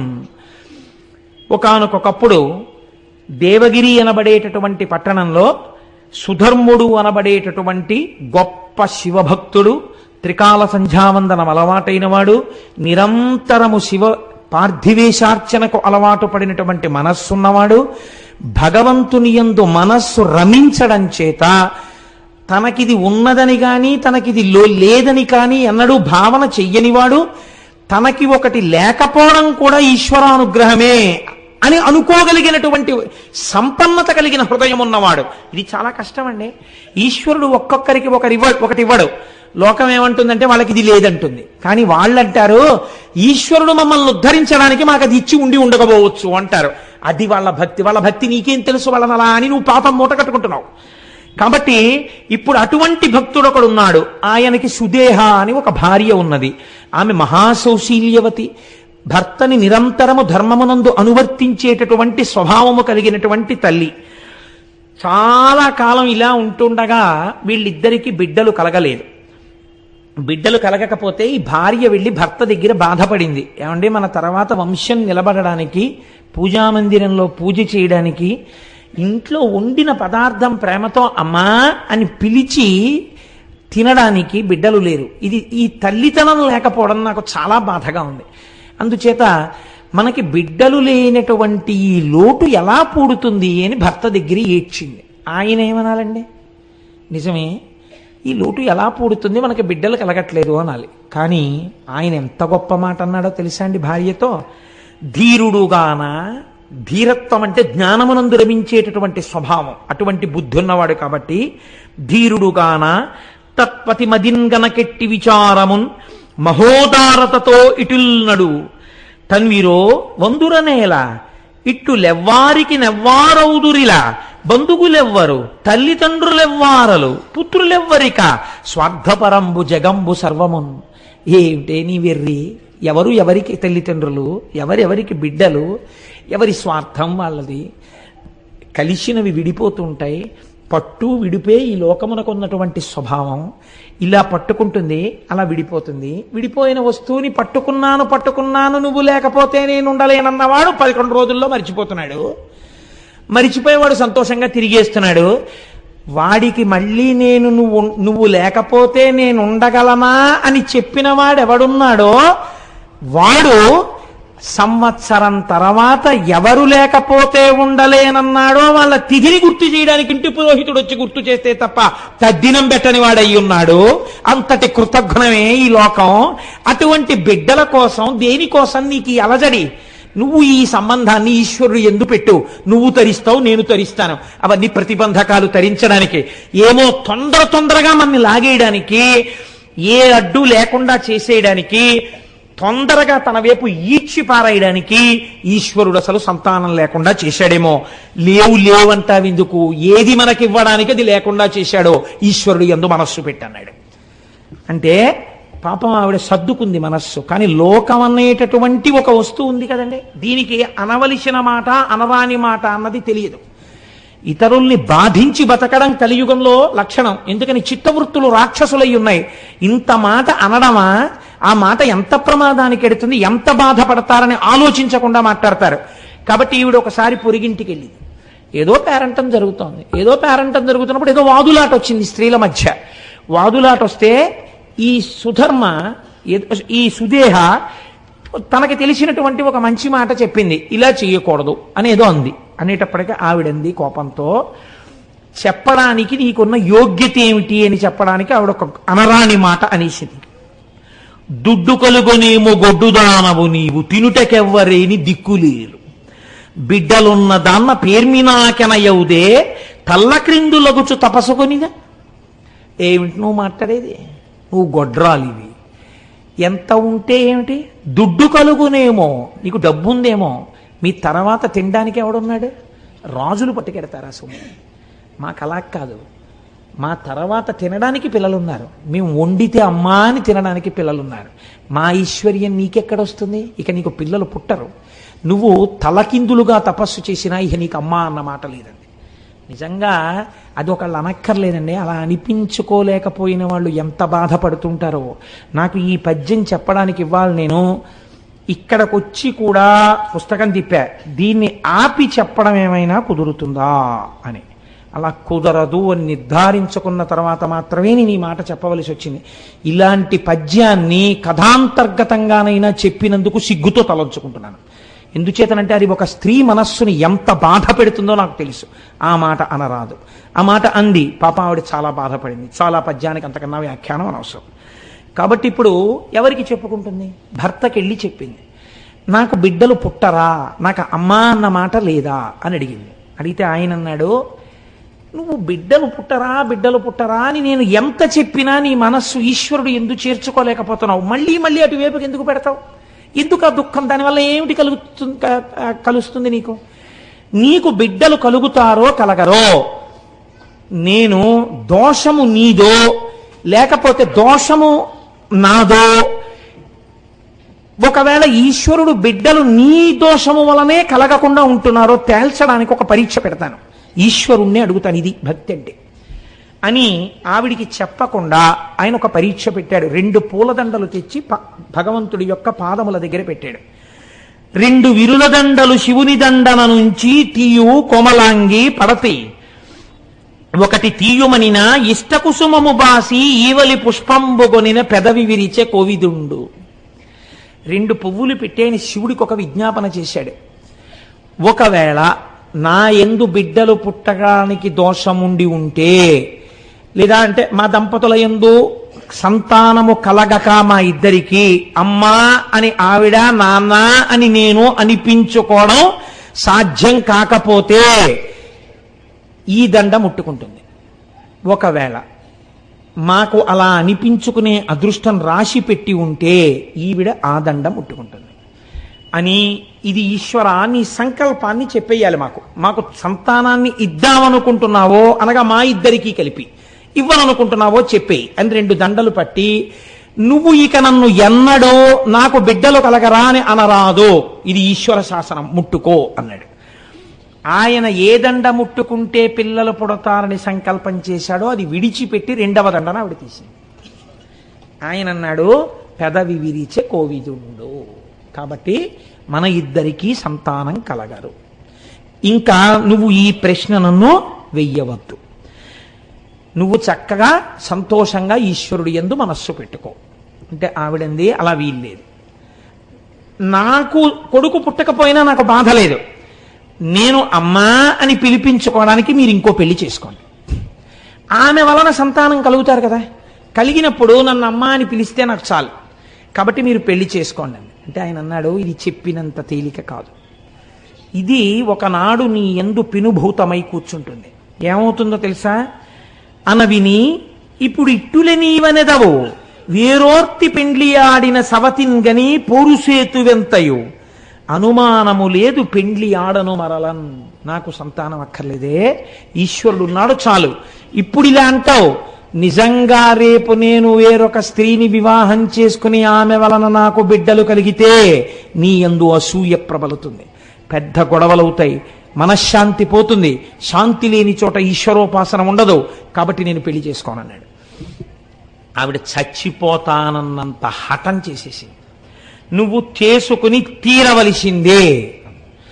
ఆవిడ మాట కాదనలేక ఆవిడ చెల్లెల్ని వివాహం చేసుకున్నాడు. ఆ చెల్లెల్ని వివాహం చేసుకున్నాడు, ఆమె పేరు గుష్మ. గుష్మ అనబడేటటువంటి స్త్రీని వివాహం చేసుకున్నాడు. సంతోషంగా కాలం గడుస్తోంది. ఆవిడకి ఒక లక్షణం ఉంది, ఏది ఇంట్లో జరిగినా ముందు అక్కగారికే చెప్పేది. భర్త కూడా పెద్ద భార్యని గౌరవించి మసలుతున్నాడు. ఆవిడ ప్రతిరోజు కూడా 101 పార్థివలింగములకు అర్చన చేసేది. అర్చన చేసి పూజ అయిపోయిన తర్వాత 101 శివలింగాల్ని తీసి ఒక సరోవరంలో కలుపుతూ ఉండేది ఆవిడ. అదొక నుయ్యని మీరు అనుకున్నా పెద్ద దోషం ఏం లేదు, ఒక విశాలమైన సరోవరం కలుపుతూ ఉండేది. ఇలా ఆవిడ 3 సంవత్సరములు 101 శివలింగాల్ని ఆరాధన చేసింది. ఇప్పుడు ఆవిడ చేసిన శివ పూజ వలన ఆయనకి కూడా నాన్న అని పిలిపించుకునే అదృష్టం వచ్చి ఒక చిత్రం జరిగింది. అంటే 101 శివలింగాల్ని 30 రోజులు పూజ చేస్తే 30 రోజులు పూజ చేయడానికి ఒక స్త్రీకి అధికారం ఉండదు, కాబట్టి కొద్ది రోజులు తగ్గితే దగ్గరగా 3000 దగ్గరలో అవుతాయి. 3 ఏళ్లు పూజ చేస్తే ఇంటూ 36, మామూలుగా అయితే 1,09,080 శివలింగాల్ని పూజ చేయాలి. అంటే దగ్గరగా 1,00,000 పూర్తవగానే ఆవిడ గర్భాన్ని ధరించింది. అంటే అంత పాపం ఇంత అర్చనతో పూర్తయింది, విరిగిపోయింది. ఇప్పుడు ఆవిడ 3 సంవత్సరముల తర్వాత గర్భం ధరించి పండులాంటి మగపిల్లాన్ని కంది. ఇంట్లో అందరూ సంతోషంగా ఉంటున్నారు. ఆ పిల్లవాడితో అమ్మ అని పిలిపించారు సుదేహని. ఆవిడ కూడా చాలా సంతోషంగా ఉంటుంది. ఆ పిల్లవాడు పెద్దవాడు అవుతున్నాడు, ఈయన కొడుకు కూడా పుట్టేశాడని ఇంకా భగవంతుడి యందు మనస్సు పెట్టేసుకున్నాడు. నాకు బిడ్డనిచ్చిన వాడెవడో వాణ్ణి, ఆ బిడ్డని కూడా రక్షిస్తాడు, చాలు కొడుకు కూడా పుట్టాడు, ఇంకా ఏమిటి, మెల్లిగా మనస్సుని ఈశ్వరుడు యందు చేర్చేయాలని ఈవిడ రోజు 101 శివలింగాల్ని ఆరాధన చేయడం అలాగే చేస్తాం. ఇలా కొన్నాళ్ళు జరిగిపోతే ఆ పిల్లాడికి యుక్త వయస్సు వచ్చేసింది వివాహానికి. వాడికో సంబంధం చూశారు, మంచి ఐశ్వర్యవంతులైన బ్రాహ్మణుల యొక్క సంబంధం కుదిరింది. ఈ పిల్లాన్ని వివాహం చేశారు. మంచి కోడలు ఇంటికి వచ్చింది. ఇక్కడ ఒక చిన్న ఇబ్బంది వచ్చింది. వీళ్ళైతే ఈవిడ్ని గౌరవంగా చూశారు, కానీ వియ్యాల వారని ఒకరు ఉన్నారు కదా, వారు సహజంగా ఎవరిని ఎక్కువ గౌరవిస్తారు? ఆ పిల్లవాడి యొక్క సొంత తల్లి, కన్న తల్లి ఎవరో ఆవిడికి పెద్దపీట వేశారు వాళ్ళు. వియ్యపు వారలు వారల వియ్యంబులు ఘుష్మనెంత వేడుక చూడన్ కొయ్యతనంబున నొర్వక గయ్యాలు సుదేహం ఎండుగా తపించన్. మా వియ్యపురాలు అని గౌరవం ఇచ్చి ఎంతో ప్రేమగా చూసి అన్నింటికి మా వియ్యపురాలని ఈవిడ్ని పిలిచేవారు. ఆ వియ్యాల వారు కూడా ఈవిడ వియ్యపురాలని ఈవిడ్ని పిలిచేవారు. ఎంతైనా నేను వియ్యపురాలని కాను, కన్న తల్లి కాబట్టి అదే వియ్యపురాలు, చూశావా నేను కాలేకపోయానన్న కక్ష పెరిగిపోయింది. అసూయ ప్రబలడానికి ఇది హేతువైనది. ఇంత కష్టపడినా ఒకరోజు కొడుకు కోడలు ఒక పాన్పునందు శయనించి ఉన్నారు. శయనించి ఉండగా ఈవిడ అసూయ రోజు రోజుకి పెరిగింది. నా చెల్లెలైనటువంటి గుష్మకి ఇంత గొప్పగా ఆదరణ కలగడానికి కారణమేమి? ఆవిడ శివ పూజ అని ఈవిడ గుర్తించలేకపోయింది. ఆవిడ అనుకుంది ఒక కొడుకు ఉండడమే, ఆ కొడుకే లేకపోతే ఇంత ఆనందంతో ఉన్నటువంటి చెల్లెలు కళ్ళ వెంట నీటిధారలు కారుతుండగా గుండెలు బాదుకుని ఏడిస్తే తప్ప నా అగ్నిహోత్రం చల్లారదు. అని ఒక రాత్రి వేళ భార్యతో కలిసి నిద్రపోతున్నటువంటి పిల్లవాడి గదిలోకి వెళ్ళి ఒక కత్తితో ఆ పిల్లవాడిని పొడిచి చంపేసింది. చంపేసి ఆ పిల్లవాడి శరీరాన్ని కోసేసింది, ముక్కలుగా కోసేసి ఇవన్నీ కలిపి మూట కట్టింది.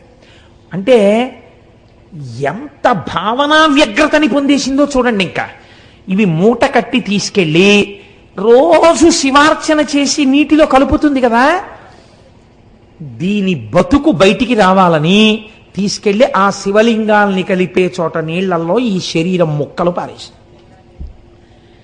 తెల్లవారింది. పాపం ఆ పిల్ల ఇంకా చిన్నపిల్ల, కోడలు అష్టవర్షేత్ భవేత్ కన్యా అని కదా, ఏదో 12 ఏళ్ళు ఉంటాయేమో, 13 ఏళ్ళు, గుర్రు పెట్టి నిద్రపోతోంది శుభ్రంగా చక్కగాను. తెల్లవారింది, లేచింది. ఈలోగా తెల్లవారకట్ట లేచి నదీ తీరానికి వెళ్ళిపోయాడు ఆయన సంధ్యావందనం చేసుకుని ధ్యానం చేసుకోవడానికి గుళ్ళో. ఈవిడేమో కూర్చుని 101 లింగాల్ని అర్చన చేస్తోంది. ఆ పిల్ల నిద్ర లేచి చూసింది, తన ఒంటి మీద పక్క మీద నెత్తురు అట్టలు కట్టేసి ఉంది. తన భర్త శరీరంలో కొన్ని భాగాల యొక్క ముక్కలు మంచం మీద పడున్నాయి. ఆవిడిది చూసి గొల్లు గొల్లు గొల్లు గొల్లుని ఏడుస్తోంది కోడలు. సుదేహ గబగబా లోపలికి వెళ్ళి చూసి, అయ్యో కొడుకు పోయాడమ్మా అని ఈవిడ కూడా ఏడుస్తూ ఈ గుష్మ ఏడవదే అని చూస్తోంది. ఈ గుష్మ శివార్చన చేస్తోంది. ఆవిడంది, ఎవడా బిడ్డలనిచ్చాడో వాడా బిడ్డకి రక్షకుడు, వాణ్ణి ఆయన రక్షిస్తాడు, వాడు ఎక్కడున్నా రక్షింపబడతాడు. వాణ్ణి కోసినా కాల్చినా చంపినా వాడు బ్రతికి తీరుతాడు. వాడు రక్షిస్తుండగా నేను వీడి పూజ ఎందుకు ఆపాలి? నేను వీణ్ణి నమ్మి ఈ పూజ చేస్తానని 101 శివలింగాలకి పూజ చేసి 101 శివలింగాల్ని ఆ పార్థివలింగాల్ని తీసి నూతిలో వేద్దామని వెళ్ళింది. నూతిలో వేద్దామని వెళ్ళి శివలింగాల్ని వేసి చూసేటప్పటికి కొడుకు శరీర భాగాలు నీటి మీద తేలుతూ కనపడ్డాయి. చిత్రం ఏమిటో తెలుసా అండి? ఆవిడ ఏమీ అనలేదు. చాలామంది దీన్ని మార్చి రాశారు. మూలంలో అలా లేదు. ఆవిడ మనస్సులో ఏ అక్కసు కలగలేదు. ఒకవేళ ఒక చెట్టు నీళ్లు పోస్తే తాను ఒక మొగ్గ వేసింది, ఆ చెట్టే దాన్ని పువ్వు చేసింది. ఆ చెట్టే మరునాడు ఉదయం తన పాదాల దగ్గరికే ఆ పువ్వుని ఒడిచిపెట్టేసి తొడిమ నుంచి తన కాళ్ళ దగ్గర పడిపోయేటట్టు చేసింది. నా శంకరుడు నా ఇంట పువ్వు పూయించి తన పాదాల దగ్గరే ఇలా తీసుకుని ఉంటే నేను దాన్ని అడగను. ఈశ్వరుడు తీసుకెళ్ళిపోవాలని సంకల్పం చేస్తే నాకు ఆమోదయోగ్యమే అని వెళ్ళిపోతాడు. ఇది శివుడు తట్టుకోలేకపోయాడు. అది విచిత్రం. ఈ భక్తిని శివుడు భరించలేకపోయాడు. భరించలేక అమ్మా అమ్మా అంటూ పిల్లవాడు వచ్చేసాడు. వచ్చేసి వాడు అన్నాడు, ఈవిడ అడగలేదు. వచ్చి, అమ్మా నన్ను పెద్దమ్మ చంపేసిందమ్మా, కత్తి పెట్టి పొడిచిందమ్మా, నాకు తెలివి వచ్చేటప్పటికి ఇంకా పొడి చేసింది, నా శరీరాన్ని కోసి తెచ్చి ఇందులో పారేసిందమ్మా, పెద్దమ్మ చంపింది, శివుడు బతికించాడమ్మా నన్ను నీ పూజకి అన్నాడు. ఆవిడంది ముక్కు మీద వేలేసుకుని యవనిదయన్ కొడుకేర్పడ అవికల కృపుడతడే సాకు అర్భకు భక్తోత్సవకరుండని పేరొందిన శివుడు మహాకాలమూర్తి సిద్ధం బిందున్. ఉరే, నిన్ను కాపాడినటువంటి వాడే మహాకాలుడు, వాడే తీసుకెళ్లగలడు, వాడే బ్రతికించగలడు, వాడు నిన్ను రక్షించాడు. ఎక్కుడు మోదము లేక అక్కపైన్ కినుకు కొనక ఆమె కొమరుపై చక్కగా చేయిడ కడుమెచ్చగా ముక్కంటి సామి ఈ తెంచెవడి. కొడుకు మీద చెయ్యేసుకుని, అక్క తప్పు నాన్న, పెద్దమ్మనలా అనకూడదు, ముక్కంటి స్వామి నిన్ను రక్షించాడు, ఆయన రక్షణ ఉన్నంత కాలం ఎవ్వరూ ఏమీ చేయలేరు అని ఎవరి మీద కోపమో మనసులో లేకుండా పిల్లాడి భుజం మీద చెయ్యేసుకుని ఇంట్లోకి వెళ్ళిపోతుంది. ఇది కూడా శివుడు తట్టుకోలేకపోయాడు. ఇదేమిటి, కొడుకుని కోసి ముక్కలు చేస్తే నేను ఇచ్చిన కొడుకుని ఏమందేమిటి, 3 కన్నులతో త్రిశూలం పట్టుకుని పరిగెత్తేట్టు ఆయన. ఇది విచిత్రం. పరుగెత్తుతుంటే ఆయన కంకణముల యొక్క ధ్వని వినపడింది. పాదానికి వాసుకి చుట్టుకుని ఉంటాడు. ఆ వాసుకి ఆ పదతాడమును తట్టుకోలేక జారిపోతున్నాడు. ఒంటి నుంచి భస్మ రాలిపోతోంది. పరుగున వచ్చి, గుష్మ ఈ త్రిశూలంతో నీ అక్కని పొడి చేస్తానన్నాడు. ఎందుకంది ఆవిడ. ఆయన తెల్లబోయాడు. ఈశ్వరుడు తెల్లబోయి, ఎందుకేమిటి, నీ కొడుకుని చంపేసింది అన్నాడు. కాబట్టే నువ్వు ఎంత ఉదాహరణవో లోకానికి తెలిసిందండి ఆవిడ. మా అక్క చంపిందంటే ఏంటి, చంపి ముక్కలు కోసిన వాడిని నూతులో పారేసిన వాడిని ఎవరయ్యా బతికించారు? నువ్వు బతికించావు. ఇది లోకానికి తెలియాలి. ఎవడు చంపాడో తెలిస్తే ఎంత, తెలియకపోతే ఎంత. నిన్ను నమ్మిన వాడికి నాశనం లేదని లోకానికి తెలిస్తే చాలు. ఈశ్వర, నీ పాదముల యందు భక్తి నాకు కృపచేయి. మా అక్క వల్ల కదా నా కొడుకు బతికాడు, మా అక్క వల్ల కదా నీ యందు నాకు పూనిక కలిగింది. ఈ ఔదార్యాన్ని ఇలా అనుగ్రహించండి. ఇంతటి శివుడు త్రిశూలం పట్టుకుని అలా నిలబడిపోయాడండి చేష్టలుడికి. ఇంతటి మహాజ్ఞాని, త్రిపురాసుర సంహారం చేసిన వాడు భక్తురాలి మాటకి నోటి మాట లేక నిలబడిపోయాడు. నిలబడిపోయి అంతేనా అన్నాడు. అంతే, దింపే త్రిశూలం. ఫోన్లే కనపడ్డాను కదా, ఒక్క కోరిక కోరన్నాడు. అయితే ఒక్కటి అడుగుతాను, ఏ నూతులో పడిపోయిన పిల్లాన్ని రక్షించావో, ఏ నూతులో రోజు 101 లింగాలు తీసుకొచ్చి కలిపానో ఆ నూతులోనే జ్యోతిర్లింగంగా వెలు. నీ దగ్గరికి వచ్చి నమస్కరించిన వాళ్ళందరినీ ఇలాగే కాపాడు అంది. తప్పకుండా నీ కోరిక మేరకి ఆ నూతులోనే జ్యోతిర్లింగంగా ఉంటానన్నాడు. ఘుష్మేశ్వరుడు నీ పేరుతో వెలుస్తానన్నాడు. ఒక భక్తురాలు, ఎటువంటి భక్తురాలివి నువ్వు, ఇక్కడికి వచ్చినప్పుడు నిన్ను తలుచుకోవాలి అందరూ. ఒక్కసారి జ్ఞాపకం తెచ్చుకోవాలి. తెచ్చుకుని ఈశ్వరుడి ఔదార్యం ఘుష్మ వలన గుర్తు రావాలి. మామూలుగా నా ఔదార్యం కాదు, నా ఔదార్యం ప్రకటితం అవ్వడానికి నువ్వు కారణం. కాబట్టి నిన్ను తలుచుకుని నన్ను తలుచుకోవాలి. నా పేరు ఈశ్వరుడు కాదు, ఘుష్మేశ్వరుడు అని. ఘుష్మేశ్వరుడై మహానుభావుడు అక్కడ వెలిశాడు. ఒక్క నమస్కారం ఇలా వెళ్ళి చేస్తే చాలట. ఇంత మాట అన్నావు కదా ఘుష్మ, 101 తరాలు మీ వంశంలో చెప్పుకోదగిన మహాభక్తులైనటువంటి వాళ్ళు కుమారులుగా జన్మిస్తూ వెడుతుంటారు, నీకు వరం ఇచ్చేశానన్నాడు. ఏమి ఔదార్యం అండి! మీ అక్క దుర్బుద్ధి తీసి సద్బుద్ధిని ఇచ్చేశాను, ఇవాళ నుంచి నాకు మహాభక్తురాలైపోతుంది అన్నాడు. ఇవన్నీ అడిగిందా? భక్తితో నమ్మి నిలబడినందుకు ఇన్ని వరాలు ఇచ్చేశాడు. కాబట్టే ఈశ్వరుణ్ణి నమ్మినటువంటి వాడికి అన్నడు లోటు లేదండి. అందుకే మన వాళ్ళు, మీరు కొంచెం జాగ్రత్తగా వినే ప్రయత్నం చెయ్యండి. శంకరుణ్ణి పూజ చెయ్యడానికి ఒక స్థానం అక్కర్లేదు. మనసా భగవంతుడి దగ్గరికి వెళ్ళినప్పుడు ఏం చెప్పుకోవాలో చక్కగా ఓ రైల్లో వెళ్ళిపోతున్నా, ఓ బస్సులో వెళ్ళిపోతున్నా, లేకపోతే ఎప్పుడైనా ఖాళీగా కూర్చున్నాం అనిపించినా పరమేశ్వరుణ్ణి ఆరాధన చేసుకోవడం ఎంత సులభమో, షోడశోపచారాలతో పక్కన నీళ్లు ఉద్ధరిణి కూడా లేకుండా, శివలింగం ఎదురుగుండా పెట్టుకోకుండా, విభూతి పెట్టుకోకుండా, మొహం కడుక్కోకుండా, బెర్తమించి నిద్ర లేవకుండా శివ పూజ షోడశోపచారాలతో ఎలా చెయ్యొచ్చో చూపించారు. మీరు జాగ్రత్తగా అవధరించండి.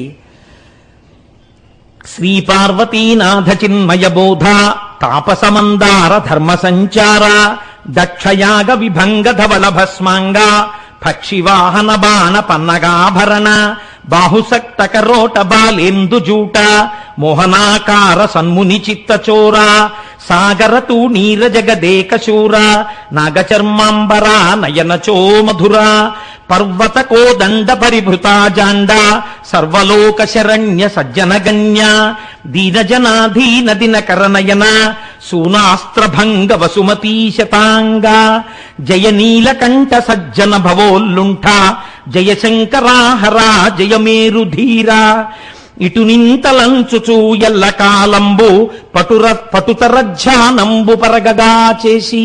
ఇది ధ్యానం. మీరు రైల్వే బెర్త్ మీద పడుకుని ఈశ్వరుణ్ణి ఆవాహన చేయొచ్చు. ఎలా?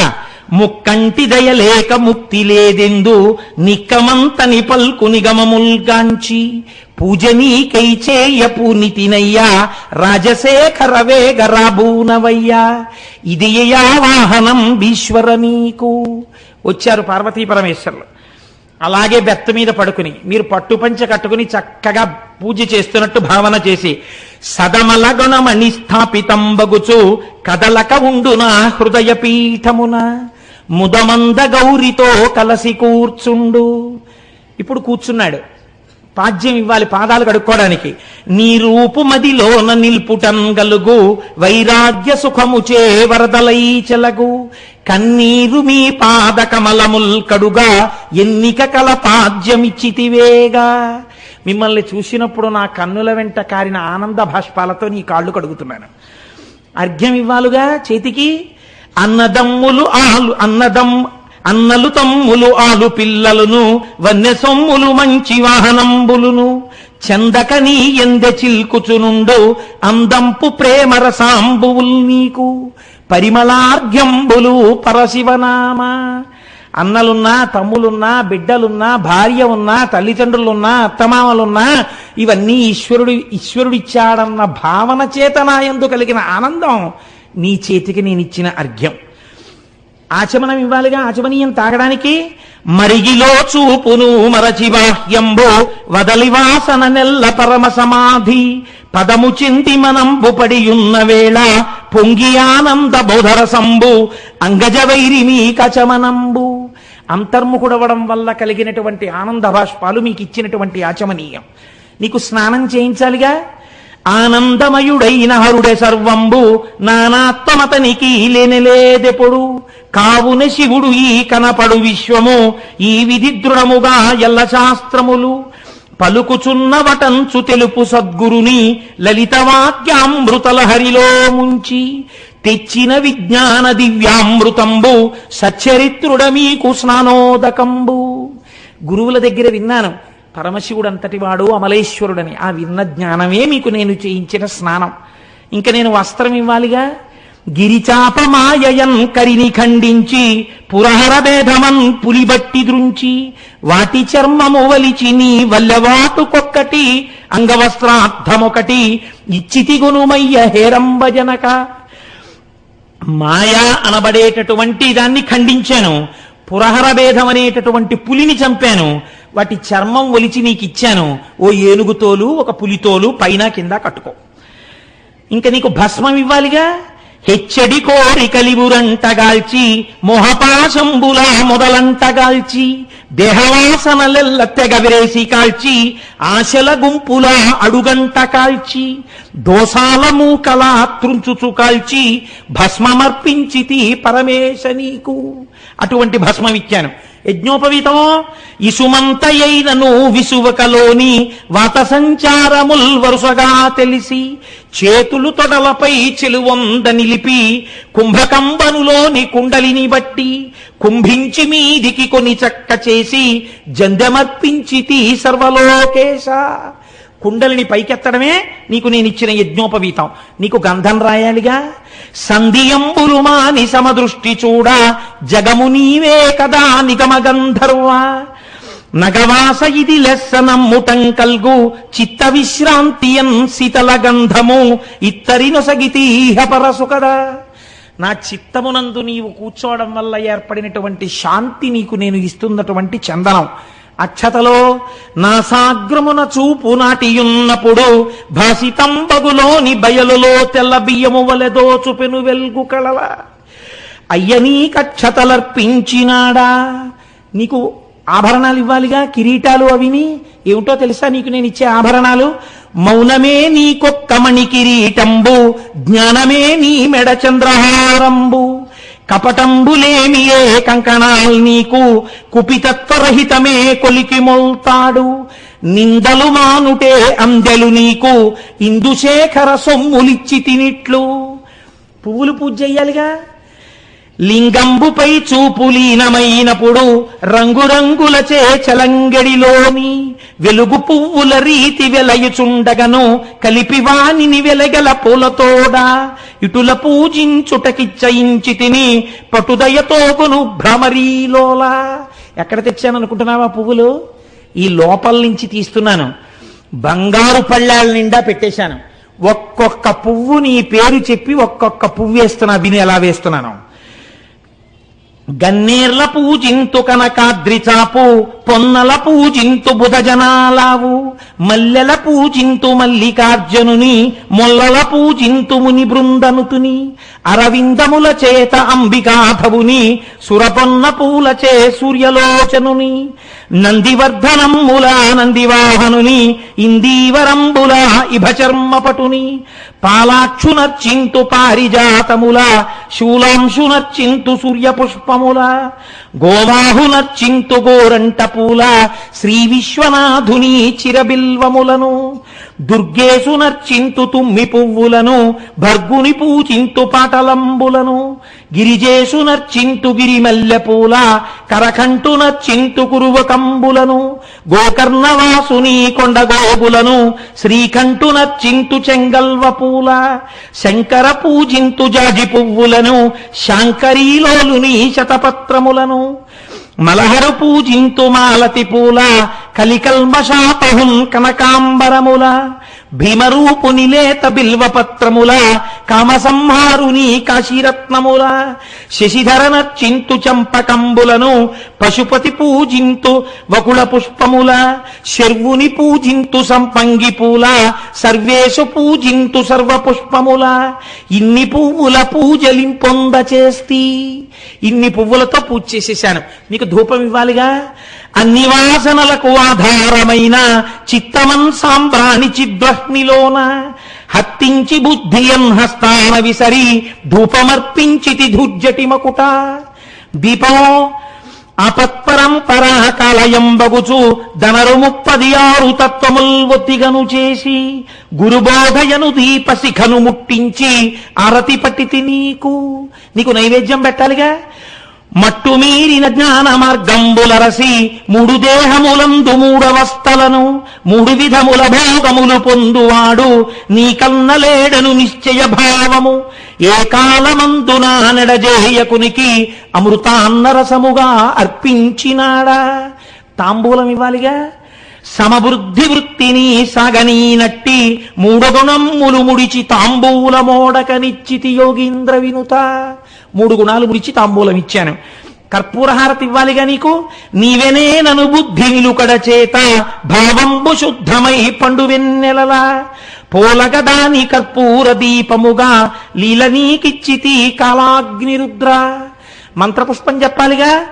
గురుడు చెప్పిన బుద్ధి మరిచిపోబోక మరగియుండుట నీకు మంత్రపుష్పంబు. గురువు గారు చెప్పింది మర్చిపోకుండా మనసులో పెట్టుకోవడమే మంత్రపుష్పం. ఇప్పుడు నీకు ఛత్రచామరాదులు చూపించాలిగా. గొడుగు అవిని అవి ఏమిటో తెలుసా? అసలు నిజానికి చెయ్యవలసినవే. చపలతో నానుటే ఛత్రంపు బుద్ధి విపరీతమగుడుగుటే వింజామరములు ధర్మ సంచారమే తాళవృంతంబు నిర్మల చిత్తమే నిలువుటద్దంబు కల్లమాటలులేమి ఘంటారవంబు చల్లని మాటలే శంఖారవంబు సత్యంబు పలుకుటే సంగీతరవము నిత్యనీ స్మరణయే అఖిల వాజ్యములు న్యాయ విహారమే నాట్యముల్ నీకు కాయమే ఆందోళికము సత్క్రియాళి. నా శరీరం నీకు ఉయ్యాల. చేయుటయే ప్రదక్షిణ వందనములు తాయని భక్తియే పరమ సమాధి. ఈశ్వర, ఇలా నేను మానస పూజ చేసినందుకు మిమ్మల్ని నేనేమడుగుతున్నానో తెలుసా? హరమిమ్మునిటులనే అర్చించినాడా కరుణతో మెచ్చుము ఘనుడనీవాడా.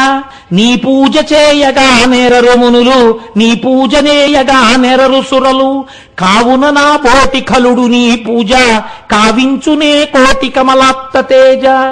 జ్ఞాన విద్యాభ్యాస గతినే నిరుంగా ధ్యానయోగంబులా దారి నిరుంగా సంపూర్ణ బోధల జాడల నిరుగా ఇంపైన మీ భక్తి పెంపుల నిరుగా క్రోధ చిత్తుండను కుటిలాత్మకుండ సాధుత్వహీనుండ చపలేంద్రియుండ తిండిపోతునే కాని తెలివేమి లేదు దండిపాపినే కాని దయయేమి లేదు భక్తిహీనులకెల్ల మొదలైన వాడా ముక్తిహీనులకెల్ల బాగైన వాడా. హరశివ శంభో మహాదేవయనచు హరసాంబ శంభో మహాదేవయనచు ఈ 2 మాటలనెవడు పఠించు పారిపోవును వాని పాపములంచు. పెద్దలు చెప్పగా వినిమది నమ్మి బుద్ధి తెచ్చుక మిమ్ము పొడగంటి సుమ్మి. ఎటుల రక్షించదో ఇంత పాపాత్ము ఎటుల రక్షించదో ఇంత దుష్టాత్ము.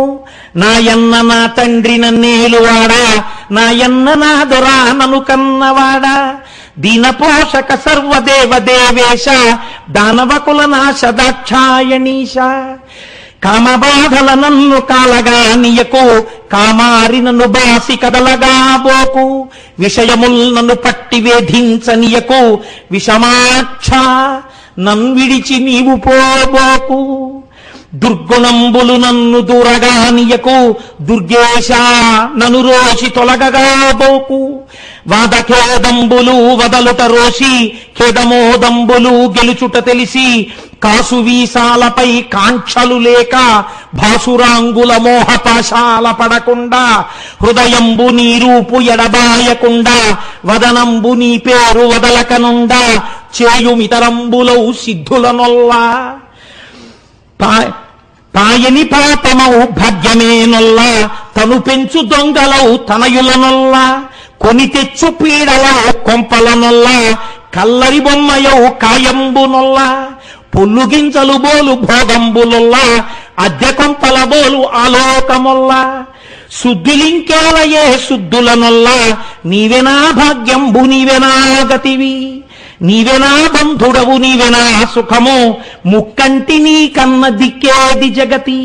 మృక్కెద నీ పాదములకు సర్వేశ, విన్నపంబొక్కటి వినపింపదలచి ఉన్న నా మొర విను అన్నపూర్ణేశ. వ్యసనీదు భక్తిని వెలయించినట్టి, బసవాదులకు నన్ను బంటుగా చేయు. శాంభవ దీక్షల స్థాపించినట్టి, కుంభజాదుల సేవకుల కూర్పు నన్ను. శైవయోగంబుల సవరించినట్టి, రేవనాదుల శిష్య సేవలో నిల్పు. పలుమార్లు నీ పేరు పలికెడి వారి, కులములో నన్ను పుట్ట కూర్పుము అయ్యా. నీ చింత చేసెడి నిపుడులనెప్పుడు, చూసి దండము పెట్ట జొంపుము నన్ను. పాటించి నీ పాట పాడెడి వారి, తోటి కూడగ చేయు తుహినాద్రివాస. చలగుచు నీ పూజ చేసెడి వారి, కలిసియుండగ చేయు గజ చర్మచేల. విసుగులేదనుచు నీ కథల్ వినియడి వారి, కొసరుచుకొని ఆడ కూర్పవే నన్ను. మా దిక్కు శివుడని వాదించు వారి, పాదాల మీదనం పడి ఉండజేయు.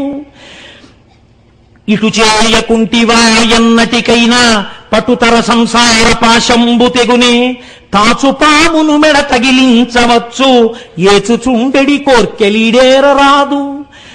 పులినోట చెయ్యి పెట్టి పొడు వంగవచ్చు, పలు తెచ్చుకోపంబు పడతొయ్యరాదు. దాహమన తగవచ్చు తగ చెముడు పాల, దేహమేనను బుద్ధి తెగవేయరాదు.